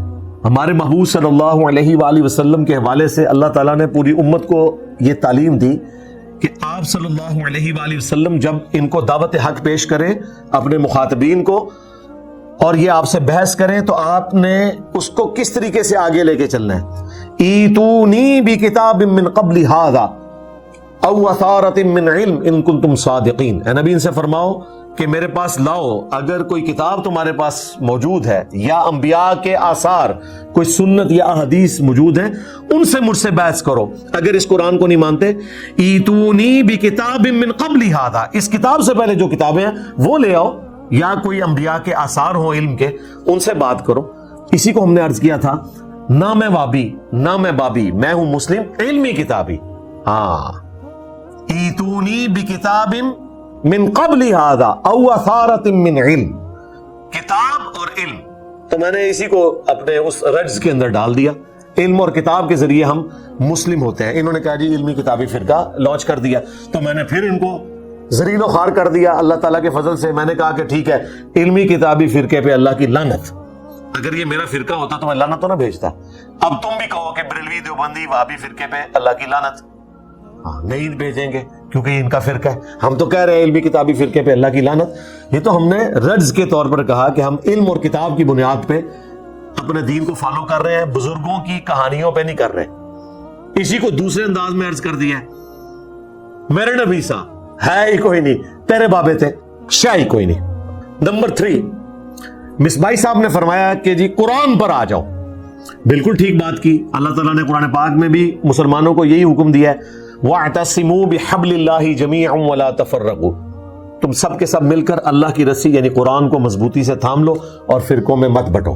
اور یہ جو قرآن کو اللہ کی رسی کہا گیا یہ صحیح مسلم کی حدیث میں ہے۔ ویسے تو یہ کہتے ہیں کہ جی قرآن قرآن میں جو آیا کہ اللہ کی رسی مضبوطی سے پکڑ لو، تو یہ رسی سے مراد یہ ہے کہ رسی میں کئی ایک ریشے ہوتے ہیں، ایک بابوں کا ریشہ ہوتا ہے، ایک انبیاء کا ہوتا ہے، ایک اہل بیت کا، خود سے انہوں نے چیزیں بنائی ہوئی ہیں۔ نبی صلی اللہ علیہ وآلہ وسلم نے غدیر خم کی حدیث میں صحیح مسلم میں 4 طرق آئے ہیں، بتا دیا ہے کہ یہ اللہ کی رسی ہے۔ صحیح مسلم میں حدیث ہے، آپ علیہ السلام نے اپنی وفات سے آلموسٹ 2.5 مہینے پہلے ایک خطبہ دیا حجۃ الوداع سے واپسی پر، غدیر خم کے موقع پر، خم نامی گاؤں میں۔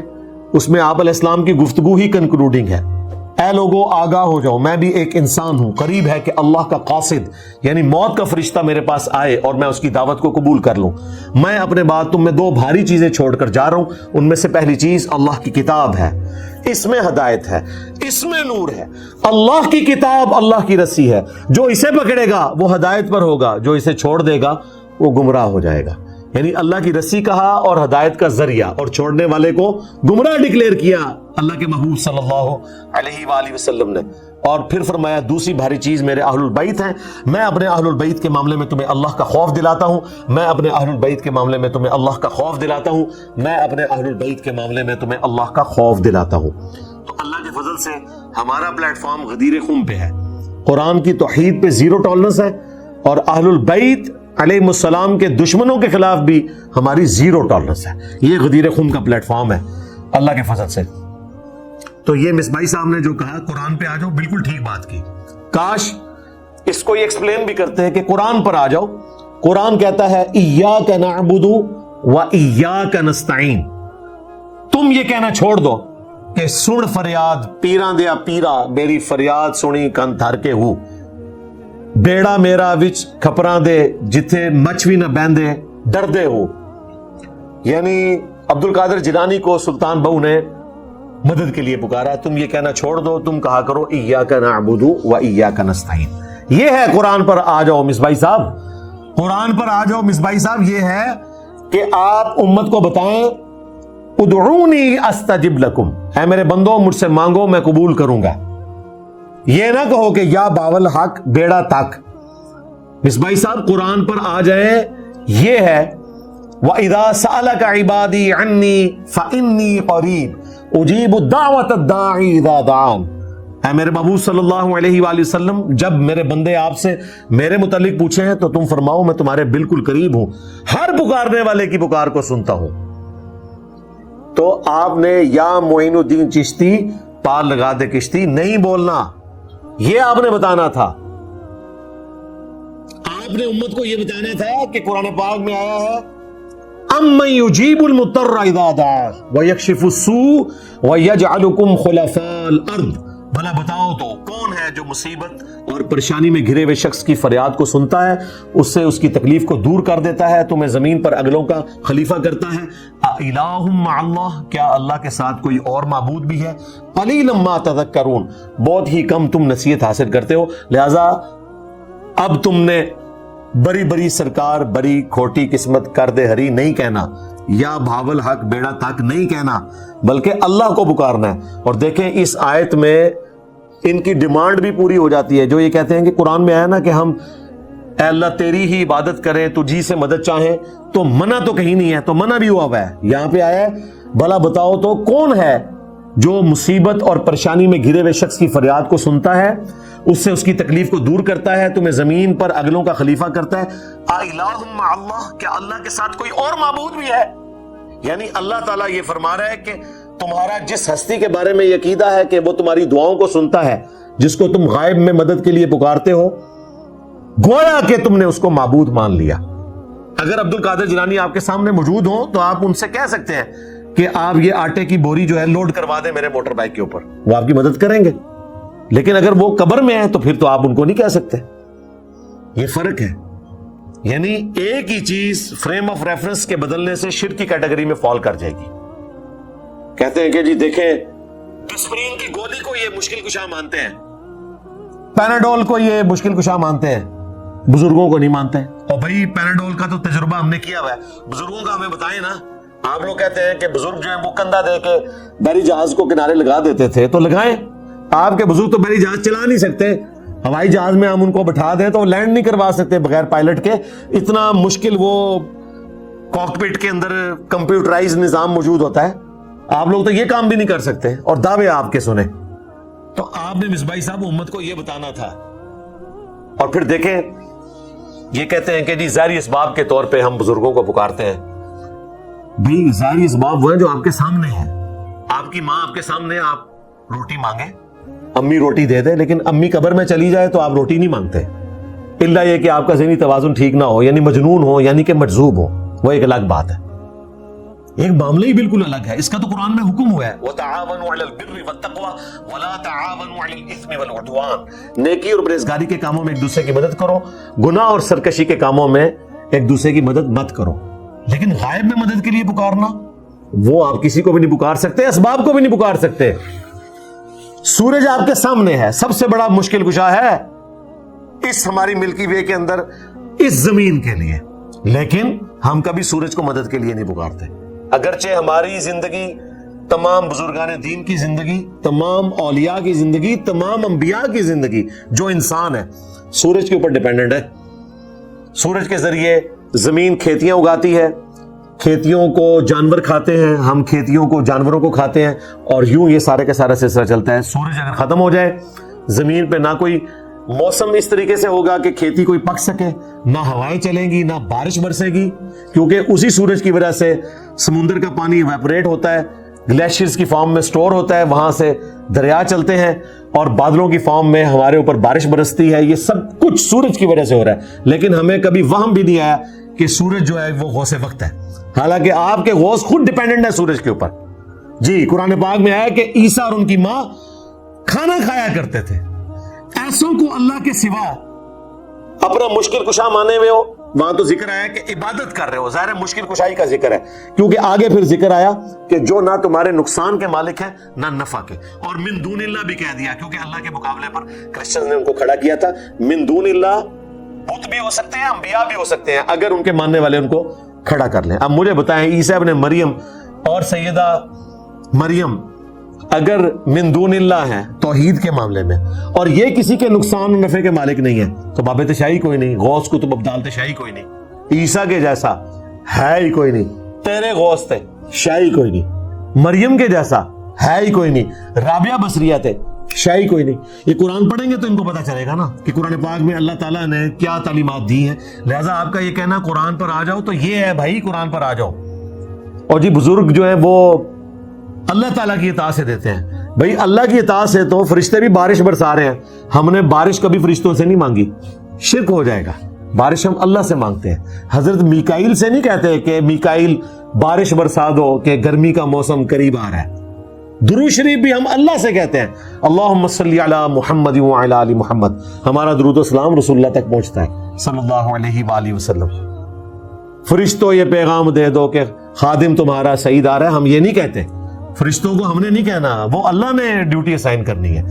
तो इससे यह भी साबित हुआ कि जिसके पास अल्लाह का दिया हुआ इख्तियार है और वो उसे एग्जीक्यूट भी करता है, तब भी उसको पुकारना शिर्क है। जिस तरह के हजरत मीकाईल अलैहिस्सलाम बारिश बरसाते हैं, लेकिन उनको पुकारना मुश्किल कुशाई के लिए शिर्क है। नबी अलैहिस्सलाम ने हमें नमाज इस्तिस्का तालीम फरमाई है बुखारी मुस्लिम में, अल्लाह से दुआ मांगनी है। तो मुझे बताएं, मीकाईल के जैसा है ही कोई नहीं, तेरे गौस थे शाही कोई नहीं।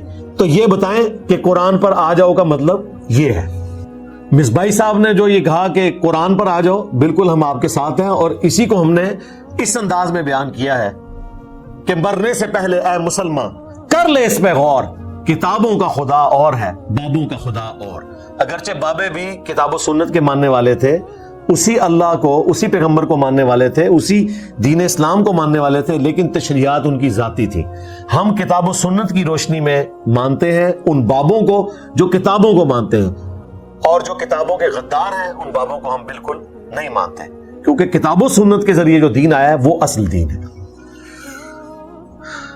नंबर 4, मिसबाही साहब ने इरशाद फरमाया कि अल्लाह और उसके रसूल की पैरवी की जरूरत है। बिल्कुल, आजकल तो बरेलवी फिरके को बहुत ज्यादा जरूरत है, क्योंकि आपने जो इनको तालीमात दी थी ये तो किस्से कहानियों में उलझ के रह गए। किताब सुन्नत पे चलने की इनको जरूरत है। हम आपके साथ हैं, और कुरान पाक में अल्लाह ताला ने इसी चीज का हुक्म दिया है। یا ایھا الذین آمنوا اطیعوا اللہ واطیعوا الرسول واولی الامر منکم، اے اہل ایمان اطاعت کرو اللہ کی اور اطاعت کرو اس کے رسول کی اور اپنے حکمران کی بھی۔ اس کے ساتھ اطاعت کا لفظ نہیں آیا کیونکہ وہ ریلیٹو تھا، ایبسولوٹ نہیں تھا، لیکن ساتھ ہی فرمایا فَإِن تَنَازَعْتُمْ فِي شَيْءٍ فَرُدُّوهُ إِلَى اللَّهِ وَالرَّسُولِ، اگر تمہارا جھگڑا ہو جائے حکمران سے کسی معاملے میں تو معاملے کو پلٹاؤ اللہ اور اس کے رسول کی طرف، اگر تم اللہ اور یوم آخرت پر ایمان رکھتے ہو تو تمہارا ایٹیچیوڈ یہ ہوگا کہ تم اپنے معاملے کو کتاب و سنت کی طرف پلٹاؤ گے، یعنی کہ اللہ اور اس کے رسول کی طرف عز و جل و صلی اللہ علیہ وآلہ وسلم۔ اسی کو سپورٹنگ وہ حدیث ہے صحیح بخاری کی، اللہ کے محبوب صلی اللہ علیہ وآلہ وسلم نے فرمایا میری پوری امت جنت میں جائے گی سوائے اس کے کہ جس نے جنت میں جانے سے انکار کر دیا۔ تو صحابہ کرام علیہم رضوان نے پوچھا یا رسول اللہ کس نے انکار کیا؟ آپ نے فرمایا جس نے میرا حکم مانا وہ جنت میں جائے گا، اور جس نے میری نافرمانی کی اس نے جنت میں جانے سے انکار کر دیا۔ کتنی حیران کن بات ہے، یہاں کہتے ہیں جی ایک دفعہ بھی کلمہ پڑھ لیا تو جنت پکی ہے، اور نبی علیہ السلام فرما رہے ہیں کہ جس نے میری نافرمانی کی اس نے جنت میں جانے سے خود ہی انکار کر دیا۔ کتنی حیران کن بات ہے، یعنی صحابہ کرام تو حیران ہوئے اس بات پہ کہ جس نے انکار کیا وہ جنت میں نہیں جائے گا، تو ان کا کون انکار کر سکتا ہے یا رسول اللہ؟ تو آپ نے فرمایا جس نے میری اطاعت کی وہ جنت میں جائے گا، اور جس نے نافرمانی کی اس نے گویا کہ جنت میں جانے سے انکار کر دیا۔ اسی کو ہم نے رجز کی فارم میں عرض کیا ہے کہ میرے نبی سا ہے ہی کوئی نہیں، تیرے بابے تے شے ہی کوئی نہیں۔ نمبر 5 وہ سیف الملوک کا جو انہوں نے ذکر کیا اور اس کا کمپیریزن قرآن سے کروایا کہ ہمارے عوام الناس 11 مہینے تک سیف الملوک پڑھتے ہیں، اور رمضان شریف جس میں قرآن نازل ہوا شہر رمضان الذی انزل فیہ القرآن، اس میں بھی سیف الملوک ہی پڑھتے رہتے ہیں، یعنی 12 مہینے۔ اور وہ دوسرے مسلک کے ایک عالم دین کا حوالہ دے رہے تھے کہ اس کے ذریعے متنفر کروایا جاتا ہے ہمارے فرقے سے۔ بالکل ٹھیک کروایا جاتا ہے، اس کی وجہ یہ ہے کہ آپ لوگ تو اس سے بھی ایک سٹیپ آگے ہیں، آپ لوگ ممبر پہ یہ کہتے ہیں قرآن و سنت ڈائریکٹ نہ پڑھنا گمراہ ہو جاؤ گے، جبکہ قرآن پاک کہہ رہا ہے وَلَقَدْ يَسَّرْنَا الْقُرْآنَ لِلذِّكْرِ فَهَلْ مِن مُدَّكِرٍ، ہم نے قرآن پاک کو نصیحت حاصل کرنے کے لیے آسان کر دیا، ہے کوئی نصیحت حاصل کرنے والا؟ اچھا قرآن پورے میں یہ آیت کوئی نہیں ہے، ہم نے قرآن کو نصیحت کے لیے مشکل کر دیا، تو ہے کوئی مولویوں سے پوچھ کے چلنے والا کہ اس مشکل کو آسان کرے اپنے لیے؟ اور دوسری بات ہم علماء سے ہی پوچھ کے چل رہے ہوتے ہیں۔ مجھے بتائیں جب ہم بریلویوں سے کہتے ہیں تم احمد بریلوی صاحب کا ترجمہ پڑھ لو، تو ہم یہی کہہ رہے ہیں کہ آپ علماء سے پوچھ کے چلیں۔ وہ ترجمہ انہوں نے کمائی کے لیے نہیں کیا تھا، ہمارے لیے کیا تھا۔ جب انہوں نے ترجمہ ہماری نیٹو لینگویج میں کر دیا تو گویا ہم اسی طریقے سے اس کو سمجھ سکتے ہیں جس طرح کے صحابہ اکرام علیہم رضوان اپنی نیٹو زبان عربی میں قرآن پاک نازل ہونے کی وجہ سے پہلی دفعہ ہی سن کے امپریس ہو کر اسلام قبول کر لیتے تھے، حالانکہ لکھے پڑھے نہیں تھے وہ۔ تو آج اگر اردو جاننے والا احمد بریلوی صاحب کا ترجمہ پڑھ لے تو اسے ہدایت نہیں ملے گی، کوئی دیوبندی اپنے تھانوی صاحب کا ترجمہ پڑھ لے اسے ہدایت نہیں ملے گی، کوئی اہل حدیث اپنے جونا گڑھی صاحب کا ترجمہ پڑھ لے اسے ہدایت نہیں ملے گی، کوئی شیعہ سید فرمان علی شاہ جو ان کے اپنے عالم ہیں ان کا ترجمہ پڑھے اسے ہدایت نہیں ملے گی، اور کافروں کو مل رہی ہے۔ 11 ستمبر 2001 کے بعد ہزاروں لوگ مسلمان ہو چکے ہیں قرآن پاک کا ترجمہ انگریزی میں پڑھ کے، کیونکہ اسلام کو ملائن کیا گیا، انہوں نے اسٹڈی کرنا شروع کیا، کسی مولوی کے پاس نہیں گئے، اللہ تعالیٰ نے ان کو ہدایت دے دی۔ اور کتنی حیران کن بات ہے، فخریہ بتاتے ہیں کہ اتنے کافر مسلمان ہوئے ترجمہ پڑھ کے، اور اپنے ممبر سے کہتے ہیں قرآن و حدیث ڈائریکٹ نہیں پڑھنا، بالکل کسی مترجم کا نہیں پڑھنا۔ وہ مفتی عبدالواحد قریشی صاحب کس طرح وہ اتنے بڑے صوفے پہ بیٹھ کے ایسے ایسے انگلیاں لا رہا ہے۔ مفتی اکمل صاحب کو بھی دیکھ لیں، او جی بہت مشکل ہے، قرآن تو صرف حفظ کرنے کے لیے آسان ہے، سمجھنا بہت مشکل ہے، جو آتا ہے وہ یہی بات کرتا ہے۔ اللہ سے ڈر سے، یہ وہ کتاب ہے جو ہدی للناس ہے۔ وہی رمضان کا جو ذکر ہوا جو مصباحی صاحب نے کیا، شہر رمضان الذی انزل فیہ القرآن ہدی للناس وبینات من الہدی والفرقان، ہاں یہ وہ کتاب ہے جو ہدایت ہے پوری انسانیت کے لیے، صرف بزرگ بابوں کے لیے نہیں۔ ہدی للمتقین کا مطلب بھی یہ تھا کہ جو ڈر جائے اللہ سے کہ مجھے مر کے اس کے پاس پیش ہونا ہے، خواہ وہ داڑھی والا ہو یا بغیر داڑھی والا ہو، اس کے لیے ہدایت ہے۔ اور یہاں پر آیا ہدی للناس، پوری انسانیت کے لیے ہدایت ہے. وہ بینات من الہدا والفرقان، اور اس میں روشن دلائل ہیں، اور یہ الفرقان ہے، ہدایت کے روشن دلائل کے ساتھ حق اور باطل میں تمیز کرنے والی الفرقان ہے. اور صحیح بخاری میں یہ سیم ورڈ اللہ کے محبوب صلی اللہ علیہ وآلہ وسلم کے لیے رپورٹ ہوا، محمد فرق بین الناس، محمد صلی اللہ علیہ وآلہ وسلم لوگوں میں حق اور باطل میں فرق ہے. نبی علیہ السلام کو ایک خواب دکھایا گیا، اور انبیاء کا خواب وحی الہی ہوتا ہے.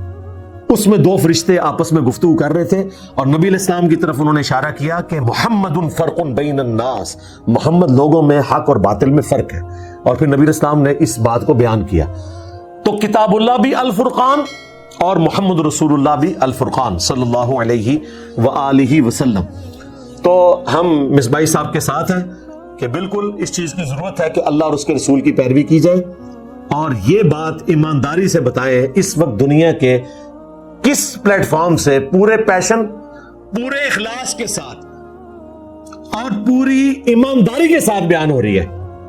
صرف ایک پلیٹ فارم سے جو ختم نبوت صلی اللہ علیہ وآلہ وسلم کی لیگیسی کو آگے لے کے چل رہا ہے، کسی بزرگ بابے کی لیگیسی کو لے کے نہیں چل رہا، جس کا رجز ہے کہ میرے نبی صاحب ہے ہی کوئی نہیں، تیرے بابے تھے شاہ ہی کوئی نہیں. اب آ جائیں جی سیف الملوک کے 5 اشعار کی طرف، جو میں نے وعدہ کیا تھا کہ میں اس کی تھوڑی سی انجینئرنگ کروں گا. ویسے انجینئرنگ کی ضرورت نہیں ہے، ٹچ ہی دوں گا، اس کا ترجمہ ہی کر دوں گا، کیونکہ وہ مشکل پنجابی زبان میں وہی آپ کے لیے کافی ہو جائے گا. میاں محمد بخش صاحب 1830 میں پیدا ہوئے اور 1907 میں اپنے بزرگوں کے پاس مر کے پہنچ گئے. یہ کہتے ہیں جی آپ یہ کیوں کہتے ہیں بزرگوں کے پاس پہنچ گئے؟ کیونکہ آپ کی خواہش ہے کہ مرشد دا دیدار و باہو سانو لاکھ کروڑا حجا ہوں. آپ تو دنیا میں تمنا کرتے ہیں کہ اپنے بزرگوں کے پاس پہنچ جائیں، تو مرنے کے پاس انہی کے پاس پہنچیں گے نا. غلام احمد قادیانی دجال 1908 میں فوت ہوا. میاں محمد بخش صاحب کھڑی شریف، جہاں ان کا بازار ہے اس وقت، مشہور جگہ ہے شریف، میں ان کی وجہ سے کہہ رہا ہوں، سیف الملوک کلام کی وجہ سے وہ مشہور ہوئے. وہ غلام احمد قادیانی دجال سے 1 سال پہلے اپنے بزرگوں کے پاس پہنچ گئے. 1908 میں وہ مرا، اپنے انجام کو پہنچا، اور یہ 1907 میں فوت ہو کے اپنے بزرگوں کے پاس چلے گئے. یعنی انہیں فوت ہوئے مشکل سے 125 سال گزرے، مشکل سے 125 سال بھی پورے نہیں ہوئے. ان کی کوئی کتابیں نہیں بدلی، ان کے کلمی نسخے موجود ہیں، ان کی بیٹھک موجود ہے کھڑی کے اندر، جہاں پہ لوگ حاضر ہوتے ہیں کہ یہاں بیٹھا کرتے تھے. لہٰذا پرانے بابوں کو تو تم بچا لو گے یہ کہہ کے کہ جی ان کی کتابیں بدل گئی، کسی نے بیچ میں کچھ داخل کر دیا. ان کے بارے میں تو تم یہ بات نہیں کر سکتے، اگرچہ ان کے ایک عالم دین نے کوشش کی ہے، اور وہ کوشش چند لوگوں تک ہی پہنچی. ظاہر ہے وہ کئی سال پہلے ایک ہی دفعہ وہ فتویٰ ان کا پرنٹ ہوا تھا. مفتی احمد یار خان نعیمی صاحب کے جو بڑے بیٹے تھے مفتی اقتدار نعیمی صاحب، ان کو اس زمانے میں کسی نے شعر لکھ کے بھیجے، تو انہوں نے کہا کہ یہ تو کفریہ اور گمراہ کن اشعار ہیں، لہٰذا یہ پڑھنا بھی حرام ہے، اور ظاہر ہے نکاح بھی ٹوٹ جائے گا، سب کچھ جو کچھ وہ لکھتے ہیں. پھر ساتھ انہوں نے بزرگوں کو بھی بچا لیا کہ عین ممکن ہے کہ ان کی کتاب کے اندر کسی نے داخل کر دیا. ایڈے ویلے بیٹھے ہوئے ہیں لوگ کہ اتنی مشکل پنجابی وچ وہی اشعار داخل کر رہے ہیں، حالانکہ کلمی نسخوں میں موجود ہے. اور جو ان کی لیگیسی کو آگے لے کے چل رہے ہیں جتنے بھی شعراء ہیں، سب نے پروف ریڈنگ کر کے سیف الملوک پرنٹ کی ہوئی ہے. اور اس کے سٹارٹ ہی میں شیخ عبد القادر جیلانی کی شان میں انہوں نے یہ اشعار کہے ہوئے ہیں. اچھا، اب یہ عبد القادر جیلانی کی جو شان میں جو انہوں نے اشعار کہے ہیں وہ اس وجہ سے کہ ان کا سلسلہ قادریہ تھا، اور ان کے ابا جی بھی قادری سلسلے سے تھے، اور عبد القادر جیلانی کو آپ کو پتہ ہے یہ کتنا مانتے ہیں. اور نہ صرف یہ بلکہ سارے وہ علماء جن کے بارے میں ان کا دعویٰ ہے کہ وہ عالم دین بھی ہیں اور صوفی بھی ہیں، ان کا بھی یہی نظریہ ہے. یہ اکیلے ان کو میں سنگل آؤٹ نہیں کر رہا. اعلیٰ حضرت بریلوی صاحب نے عرفان شریعت کے اندر باقاعدہ یہ بات لکھی، فتاوی افریقہ کے اندر یہ بات لکھی کہ اگر اس امت میں کوئی نبی ہوتا تو عبد القادر جیلانی ہوتا. ہاں، پھر انہوں نے یہ کہا کہ جس طرح رسول اللہ صلی اللہ علیہ وآلہ وسلم اللہ تعالیٰ کی ساری صفات کے مظہر ہیں، اسی طریقے سے نبی علیہ السلام کی ساری صفات کے مظہر عبد القادر جیلانی ہے. اندازہ کرو، یعنی ابو بکر، عمر، عثمان و علی نہیں، عبد القادر جیلانی. تو یہ اتنا ڈرتے ہیں عبد القادر جیلانی سے کہ اتنا یہ ڈنڈے سے نہیں ڈرتے جو ان کے سر پہ پڑنے والا ہوتا ہے. سوائے ایک رجز کے میرے نبی سا ہے ہی کوئی نہیں، تیرے بابے تھے شاہ ہی کوئی نہیں، اس سے ڈرتے ہیں۔ یہ آپ کہیں پر بیان کرتے تو آپ دیکھیں کیسے ڈریں گے۔ بلکہ اگلے دن ایک ویڈیو کے نیچے ایک بندے نے کومنٹس کیے ہوئے تھے کہ ہمارا استاد وہ ہے کہ جس کا نام بھی ہمیں لینے کی ضرورت نہیں، صرف ہم انجینئر بولتے ہیں۔ ہاں، اور ان کے استاد وہ ہیں جن کے ساتھ دمیں لگتی ہیں، شیخ الحدیث فلاں فلاں فلاں، تعارف کروانے کے لیے، یعنی لوگوں کو مرعوب کرنے کے لیے یہ اتنی لمبی دمیں لگاتے ہیں۔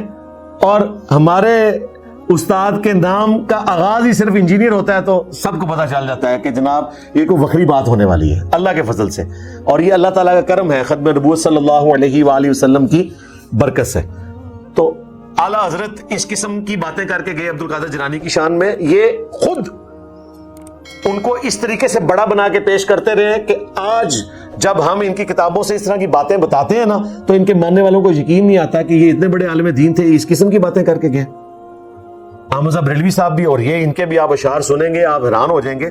بلکہ ہمارے ایک بریلوی مکتب سے تعلق رکھنے والے چھوٹے سے مولانا صاحب ہیں، وہ کہتے ہیں کہ جی میں تو میاں محمد بخش صاحب کی کتاب جس میں 2000 اشعار ہیں جو انہوں نے عقیدے دین تصوف کے بیان کیے ہیں، اس کی شرح لکھ رہا ہوں۔ 4 زبانوں کی ضرورت پڑی اور میں نے بڑی محنت سے یہ کام کیا اور امت کا قرض اتار دیا۔ قرض یہ اتارا ہے جی کہ 2000 اشعار جو انہوں نے لکھے تھے اس زمانے میں 1877 میں وہ کتاب پرنٹ ہوئی، اور اب وہ شرح کے ساتھ پرنٹ کرنے جا رہے ہیں، اور اس میں وہ چندے بھی مانگ رہے ہیں کہ جی پیسے ان کاموں میں لگائیں، ہمیں آپ چندے دیں تاکہ ہم اپنے بزرگوں کی تعلیمات عوام الناس تک پہنچائیں، بجائے اس کے کہ کتاب و سنت پہنچائیں، ہم یہ تعلیمات پہنچائیں گے، ان کی کتابوں کی شرح لکھیں گے، شرح لکھیں یا شرح لکھیں۔ پھر وہ کہتے ہیں کہ جی وہ بہت بڑے عالم دین تھے، لوگ تو ان کو صوفی مانتے ہیں، صرف ہمارا کام ہے ہم بتائیں وہ محدث تھے، وہ کشمیر کے محدث تھے، وہ اتنے بڑے عالم دین تھے۔ اور ایک اور عالم نے ان کو خط لکھا، اور اس کی بنیاد کے اوپر انہوں نے اہل سنت کے عقائد، جن کو وہ اہل سنت کہتے ہیں، جن کو میں ٹنی کہتا ہوں، سنی تو ہم ہیں کتاب و سنت کے منہج والے، یہ تو سن سنا کے سنی ٹنی ہے، یعنی کہ دین تصوف کے عقائد انہوں نے لکھے۔ اور کتاب کا نام ہے ہدایت المسلمین، یعنی مسلمانوں کی ہدایت کے لیے۔ ہدایت المسلمین نہیں ہے، یہ ہدایت ہے صوفیوں کے لیے، بابوں کے لیے، مسلمین کے لیے کہاں۔ یہاں پہ ایک چیز میں ان اشعار کو ڈسکس کرنے سے پہلے بیان کر دوں۔ بہت سے لوگ کہتے ہیں کہ جی آپ عبد القادر جیلانی کا دفاع کیا کریں، پہلے تو آپ رحمہ اللہ کہتے تھے، یہ سب کچھ کہتے تھے۔ بھائی ہمیں بہت پہلے سے پتہ ہے کہ یہ تصوف کی لائن کے لوگ کیا عقائد و نظریات رکھتے ہیں۔ جس طرح اللہ تعالیٰ نے قرآن پاک میں 3 سے 4 سٹیجز میں شراب کو حرام قرار دیا، اللہ کو تو پہلے دن پتا تھا نا شراب حرام ہے، لیکن عوام الناس کو دیکھتے ہوئے کہ کتنی آسانی کے ساتھ ان تک بات پہنچائی جا سکتی ہے جو ان کو سمجھ آ جائے۔ پہلے کہا گیا کہ شراب سے متعلق پوچھتے ہیں تو بتاؤ اس میں فائدے بھی ہیں نقصان بھی ہے، لیکن نقصان زیادہ ہے۔ فائدہ پینے کا نہیں، کاروبار کا فائدہ، وہ آج بھی موجود ہے۔ دوسری سٹیج میں کہا کہ جب تم نشے کی حالت میں ہو نا، کم از کم اس وقت نماز کے قریب بچ جاؤ، لیکن نشے سے منع نہیں کیا۔ پھر تیسرا فائنل حکم آیا سورۃ المائدہ میں کہ یہ شیطانی عمل ہے، باز آتے ہو کہ نہیں، وہاں پہ سختی سے حرام کر دیا۔ اور بخاری مسلم میں آیا کہ پھر شراب کے مٹکے لوگوں نے مدینے کی گلیوں میں توڑے، بیچا بھی نہیں اس کو۔ جس طرح ہمارے کے پی کے بعض پٹھان بھائی جو ہیں وہ کہتے ہیں کہ ہیروئن پینا حرام ہے لیکن کاروبار کر سکتے ہیں، تو کاروبار بھی نہیں کیا صحابہ کرام نے، کہ جب یہ چیز حرام تھی پینا تو کاروبار بھی نہیں کریں گے۔ تو سٹیجز میں سارے معاملات ہوئے، ہم نے بھی سٹیجز میں لوگوں کو ایجوکیٹ کیا۔ ایک وہ وقت تھا ہم لوگوں کو قائل کرتے تھے کہ بھائی یزید جو ہے اس کو آپ نے جنت کا ٹکٹ نہیں بانٹنا، اور آج آپ دیکھ رہے ہیں کہ بنو امیہ بخاری مسلم کی روشنی میں ایسی ایکسپوز ہوئی ہے کہ یزید کو لوگ بھول ہی گئے ہیں۔ اب بات وہاں تک پہنچ چکی ہے جہاں سے اصلاً سٹارٹ ہوئی تھی، اور لوگوں کو کلیئر ہو چکا ہے کہ مولا علی سا ہے ہی کوئی نہیں، بنو امیہ تھے شاہی کوئی نہیں۔ اور بنو امیہ سے مراد نعوذ باللہ سیدنا عثمان بن عفان یا سیدہ ام حبیبہ یا عمر بن عبدالعزیز رضی اللہ عنہم اجمعین وعلیہم السلام اجمعین ورحمہم اللہ اجمعین، میں تینوں دعائیں ان کے لیے کرتا ہوں، وہ نہیں ہیں۔ اور نہ وہ ہیں جو جنگ صفین میں مولا علی رضی اللہ تعالیٰ عنہ کے حق میں اہل شام کے خلاف لڑ رہے تھے، ایسے بھی تھے بنو امیہ کے لوگ، ان کی بات ہم نہیں کر رہے، ہم انہی کی کر رہے ہیں جو آپ کو سمجھ آ رہی ہے۔ ہاں بالکل۔ جن کا دفاع کر کر کے آپ اپنے ریال حلال کرنے کی کوشش کرتے رہتے ہیں. تو ہم نے سٹیجز میں لوگوں کو چیز سمجھا دی. یہاں پہ بھی ہم نے سٹیجز میں لوگوں کو چیز سمجھائی کہ دین تصوف ٹوٹلی فراڈ کے اوپر پیرلل میں رسول اللہ کے مقابلے پہ کھڑا ہوا ہے صلی اللہ علیہ وآلہ وسلم. لیکن یہاں تک لانے کے لیے آپ کو گریجولی چیزیں بتانا پڑتی ہیں, آہستہ آہستہ وہ چیزیں کلیئر کی. اور اب میں اللہ کے فضل سے پورے اعتماد کے ساتھ آج یہ اشعار جب ڈسکس کروں گا تو مجھے ان کی انجینئرنگ بھی کرنے کی ضرورت نہیں ہے. عام آدمی کو بھی پتا چل جائے گا کہ انتہائی گستاخانہ اور کفریہ اشعار ہے, اور آپ پر وہ حکمت بھی کھل جائے گی کہ میں نے بزرگوں کی گستاخیاں کیوں ہائی لائٹ کی ہیں. کہتے ہیں کہ جی انجینئر صاحب گندی مکھی ہیں, بیٹھتے ہی گند پہ ہیں. بالکل میرا فخر ہے, میں گند پہ بیٹھتا ہوں گند صاف کرنے کے لیے, لیکن تمہاری یہ ذلت ہے کہ گند تمہارے بزرگوں کا پھیلایا ہوا ہے. تم کہا کرو ہمارے بزرگ جو گند کر کے گئے تھے نا, انجینئر وہ گندی مکھی ہے جو اس گند پہ بیٹھ کے اس کو صاف کرتی ہے, تو میں تیار ہوں گندی مکھی بننے کے لیے. گند تمہارے بزرگوں کا ہے, یہ آپ نے پھیلایا تھا, آپ نے کتابیں پرنٹ کی تھی, آپ نے فخریہ ان چیزوں کو کرامات بنا کے ان کی شانیں بنا کے پیش کیا تھا. آج جب ہم ایکسپوز کرتے ہیں تو آپ کو برا لگتا ہے, یہ آپ نے ہمیں بتایا تھا. آج آپ پیچھے نہ ہٹیں, ہم آپ کے عوام کو بتائیں گے اس طرح کی چیزیں ہائی لائٹ کر کے گستاخانہ, تاکہ ایک موٹے دماغ والے بندے کو بھی بات سمجھ آ جائے کہ اگر کوئی بزرگ یہ بلنڈر کر سکتا ہے تو باقی تعلیمات میں بھی وہ فراڈ لوگوں کو بتا سکتا ہے. آپ جن تعلیمات کو درست بتاتے ہیں ہمارے نزدیک وہ بھی فراڈ ہیں, لیکن ان کو فراڈ ثابت کرنے کے لیے ہمیں کتاب و سنت کا سہارا لینا پڑتا ہے. لیکن گستاخیوں کو ثابت کرنے کے لیے کتاب و سنت کا سہارا لینے کی ضرورت ہی نہیں پڑتی. عام بندے کو بھی سمجھ آ جاتا ہے, کڈی وڈی چاول مار کے گئے ہیں. جی انجینئر صاحب تو اہل البیت کا دفاع کرتے ہیں, ان کی طرف بھی غلط باتیں منسوب ہیں. صحابہ کرام کا اتنا دفاع کرتے ہیں, تابعین کا کرتے ہیں, محدثین کا کرتے ہیں. عبد القادر جیلانی کا کیوں نہیں کرتے؟ علی اجویری کا کیوں نہیں کرتے؟ معین الدین چشتی کا کیوں نہیں کرتے؟ اور بھائی اس لیے نہیں کرتے کہ اہل بیت کے پیچھے, صحابہ کے پیچھے کتاب و سنت کھڑے ہوئے ہیں, اور جن بابوں کا دفاع تم ہم سے ڈیمانڈ کر رہے ہو نا, ان کے پیچھے تہاڈی ورگی جھوٹاں گلوتیاں ہوئی نے. لو سامو میں نبی سا ہے ہی کوئی نہیں, تیرے بابے تھے شے ہی کوئی نہیں. یہ وجہ ہے, یہ حکمت ہے. ہم کیوں دفاع کریں جبکہ ان کا تعارف ہم تک اس حال میں پہنچا کہ انہوں نے گستاخیاں کی. قیامت والے دن اگر اللہ تعالیٰ نے مجھ سے پوچھ لیا کہ تو نے ان کا دفاع کیوں کیا تھا, تجھے شرم نہیں آئی کہ ان کی تعلیمات لیگیسی کے ساتھ انہی کتابوں کی شکل میں آئی تھی, تو نے ان کا جھوٹا دفاع کیوں کیا؟ تو میرے پاس کوئی جواب نہیں ہوگا. لیکن اگر یہ ان کی تعلیمات نہ ہوئی اور میں نے کتابوں کی روشنی میں ان سے اختلاف کیا اور ان کے کفریات لوگوں کو بتائے, تو اس مقدمے کو میں اللہ تعالیٰ کی بارگاہ میں جسٹیفائی کر سکتا ہوں. اور حقیقت بھی یہی ہے کہ یہ مقدمہ جسٹیفائی ہے, جس کا ثبوت یہ ہے کہ بریلویوں نے دیوبندیوں کی گستاخیوں کو آج تک نہیں مانا. وہ کہتے ہیں ہم جسٹیفائی ہیں. اسی طریقے سے دیوبندی بریلویوں کے عقائد کو درست نہیں سمجھتے, وہ کہتے ہیں ہم جسٹیفائی ہیں.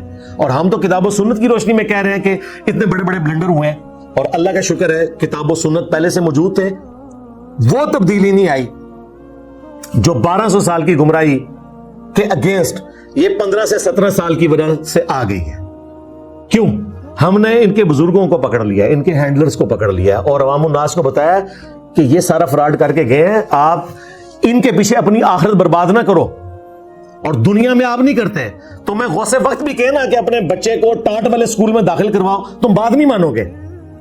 لیکن دین کی بات تم ان پڑھ جاہل, سوٹے لگانے والے, مزارات پہ بیٹھ کے نامحرم مریدنیوں کو ہاتھ پھیرنے والے لوگوں کی باتوں کے اوپر تم چلتے ہو. اور جو پرانے بزرگ تم بتاتے ہو نا, ان کا بھی ہم نے بتا دیا ہے کہ وہ کیا کرتے تھے. کوئی لوٹے کی ٹوٹی سیدھی نہ ہونے کے اوپر بندہ قتل کر دیتا تھا, کوئی اپنے مریدوں کے سامنے بیٹھ کے ککڑ پھاڑتا تھا اور مرید جو ہے وہ دال کھایا کرتے تھے, کوئی اپنی مریدنی کو کیچ کیا کرتا تھا. وہ آپ میری ویڈیو دیکھ لیں, 8 بزرگوں کی 8 کہانیاں. تو یہ میں نے اس حوالے سے بھی ٹروتھ ریویل کر دیا کہ ہم ایسا کیوں کرتے ہیں.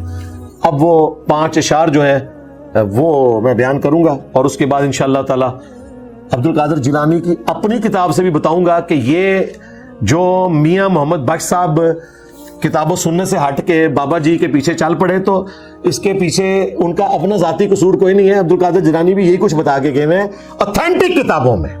ہاں, یہ نہ سمجھیے گا کہ میں کوئی ایسی کتاب پیش کروں گا جو میں نے خود سے لکھ لی ہے یا جس کو تصوف کے لوگ آن نہیں کرتے. بالکل ایسا نہیں ہے. پہلے تو آ جائیں سیف الملوک کی طرف. اس کا PDF مختلف جو پرنٹنگ کرنے والے ادارے ہیں انہوں نے गूगल ड्राइव के ऊपर भी रख दिया हुआ है, आप डाउनलोड कर सकते हैं, मैं साथ लगा दूंगा। शुरू ही में जो मेरे पास मौजूद है सैफुल मुलूक, उसका पेज नंबर 30 है, उस पे इन्होंने शेख अब्दुल कादिर जिलानी की शान में मद्दाह की है, और वो मनकबत जनाब गौसुल आजम जिलानी, यानी सबसे बड़े मुश्किल कुशा, नाऊज़ु बिल्लाह। अब ये अशार आप सुने, ये पंजाबी में है, मैं इंशाल्लाह उर्दू तर्जमा भी करूंगा, पंजाबी वालों को भी ये 50% ही समझ आएंगे, क्योंकि ये पुराने ज़माने की पंजाबी है। हमने बड़ी मेहनत करके जो पंजाबी ज़ुबान के एक्सपर्ट लोग थे उनसे भी रब्ता किया, AI हाफिज़ाउल्लाह से भी मदद ली, और पहले तो इसकी प्रोनाउंसिएशन सीखी, क्योंकि पंजाबी मेरी मादरी ज़ुबान है, उसके बावजूद मुझे इसको पढ़ने में इतनी तरद्दुद का सामना करना पड़ रहा है। ये 5 अशार आप सुन लें, इन पे 295A भी बनती है, 295B भी बनती है, 295C भी बनती है, 298 भी बनती है, 298A भी बनती है। ये सारी दफात बनती हैं, और शुक्र अदा करें कि अंग्रेजों का दौर था, ये बचे रहे। आज ये बाबे कब्रों से बाहर हों तो सीधा डयाला पहुंचेंगे, और ऐसे पहुंचेंगे कि निकल भी नहीं सकेंगे। ये सैफुल मुलूक के अशार सुन लें अब्दुल कादिर जिलानी की शान में। वैसे तो अशार दर्जनों हैं, लेकिन मैंने 5 चूज किए हैं ताकि 5 के जवाब देना इनके उलमा के लिए आसान होंगे। 1-1 लाख मौलवी भी बैठे ना, तो 5 लाख मौलवी चाहिए जवाब देने के लिए, दे लेंगे। वैसे तो ये कहते हैं कि हम अकेले भी बहुत है, तो जवाब वीडियो में रिकॉर्ड करवाएं। पहला शेर है, नानक दादक वल्लू उच्चा सुच्चा हसबू नसबू, नबिया नालू घट ना रहा हर सिफ्तू हर वस्फू। जिनको पंजाबी आती है उनको समझ आ गई है कि उन्होंने क्या कहा है। वो कहते हैं नानक दादक वल्लू, यानी अपने नाना के खानदान से और अपने दादा के खानदान से, नबिया नालू घट ना रहा हर सिफ्तू हर वस्फू। वो कहते हैं कि नबियों से किसी सूरत भी ये काम नहीं रहे हैं, अपनी सिफात के एतबार से और अपने वस्फ के एतबार से, यानी नबियों से ये काम नहीं रहे, एटलीस्ट नबियों के बराबर है या उनसे ऊपर है। अब आप सोच रहे होंगे ऊपर, जी उन्होंने एंड पे वो शेर भी बता दूंगा कि नबियों से ऊपर ही है, लिहाजा उनका यही अकीदा है कि नबियों से ये कम नहीं है, नबियों के बराबर भी हैं और नबियों से ऊपर है। मुझे बताएं, अगर कोई सूफी बुजुर्ग अब्दुल कादिर जिलानी को नबियों के बराबर माने, बल्कि उनसे ऊंचा माने, उसको आप कहें कि उसने दीन की खिदमत की हुई है, और वो 2000 अशार में अहले सुन्नत का अकीदा बता के गए। ये अहले सुन्नत का अकीदा है, नानक दादक वल्लू उच्चा सुच्चा हसबू नसबू, नबिया नालू घट न रहा हर सिफ्तू हर वस्फू। अब दूसरा शेर सुने, नबिया नू रब वल्लू आंदे वही सलाम सने है। वो कहते हैं नबियों को अल्लाह की तरफ से सलाम भी आया करते थे और मुख्तलिफ पैगामात भी आते थे। नबिया नू रब वल्लू आंदे वही सलाम सने है, वही ना महरम मीरा ताई दसे भेद अजय है। वो कहते हैं कि हजरत मीरा जो अब्दुल कादिर जिलानी थे, अगरचे वो वही के महरम नहीं थे, यानी उनके पास वही तो नहीं आती थी, इसके बावजूद 10 से भेद अजय है। वो भेद जो है ना, अल्लाह ताला के राज बताते वही थे जो वही के जरिए बताए जाते हैं। देखें, उठो मत बैठो, जिस तरह कादियानियों ने कहा उम्मती नबी, एक नवी शय विचों कढ़ ली उम्मती नबी, ठीक है, या चिश्ती रसूलुल्लाह, थानवी रसूलुल्लाह, शिबली रसूलुल्लाह, और फिर तावील की कि नहीं ये रसूलुल्लाह के रसूल थे। ये वही कहानी है। कहते हैं कि जी नबियों के पास तो अल्लाह की तरफ से सलाम और पैगामात आते थे, और अब्दुल कादिर जिलानी अगरचे उनके पास वही नहीं आती थी, लेकिन वो गैब की बातें उसी तरह की बताते थे जिस तरह के अंबिया बताया करते थे। अब पीछे क्या रह गया भाई? ये तो नबियों की शान थी। वमा कान अल्लाहु लियुतलिअकुम अलल गैब वलाकिन्नल्लाह यज्तबी मिन रुसुलिही मन यशा। अल्लाह ताला कह रहा है तुम्हारी तो ये औकात ही नहीं हो सकती कि अल्लाह ताला तुम्हें गैब पर इत्तला दे। हाँ, वो अपने रसूलों को चुनता है, उनकी ये शान है कि अल्लाह ताला उनको गैब पर इत्तला देता है। आम इंसान की तो ये कॉम्पिटेंसी नहीं है कि उसके ऊपर वही का कोई नुज़ूल किया जाए। और खत्म नबूवत के बाद तो वो एक छोटा सा हिस्सा जो गैर अंबिया पे होता था कश्फ इल्हाम की शक्ल में, वो भी बैन हो गया क़यामत तक के लिए। तो ये देखें इनका दावा। तीसरा शेर, सै बरसांदे मोए जवाए सुके नेर वगाए। सै बरसांदे यानी 100 बरस के मोए जवाए, जो मर के मट्टी हो चुके, सुके नेर वगाए, ना सिर्फ उनको जिंदा किया बल्कि जो दरिया खुश्क हो चुके थे उनको भी रवा कर दिया।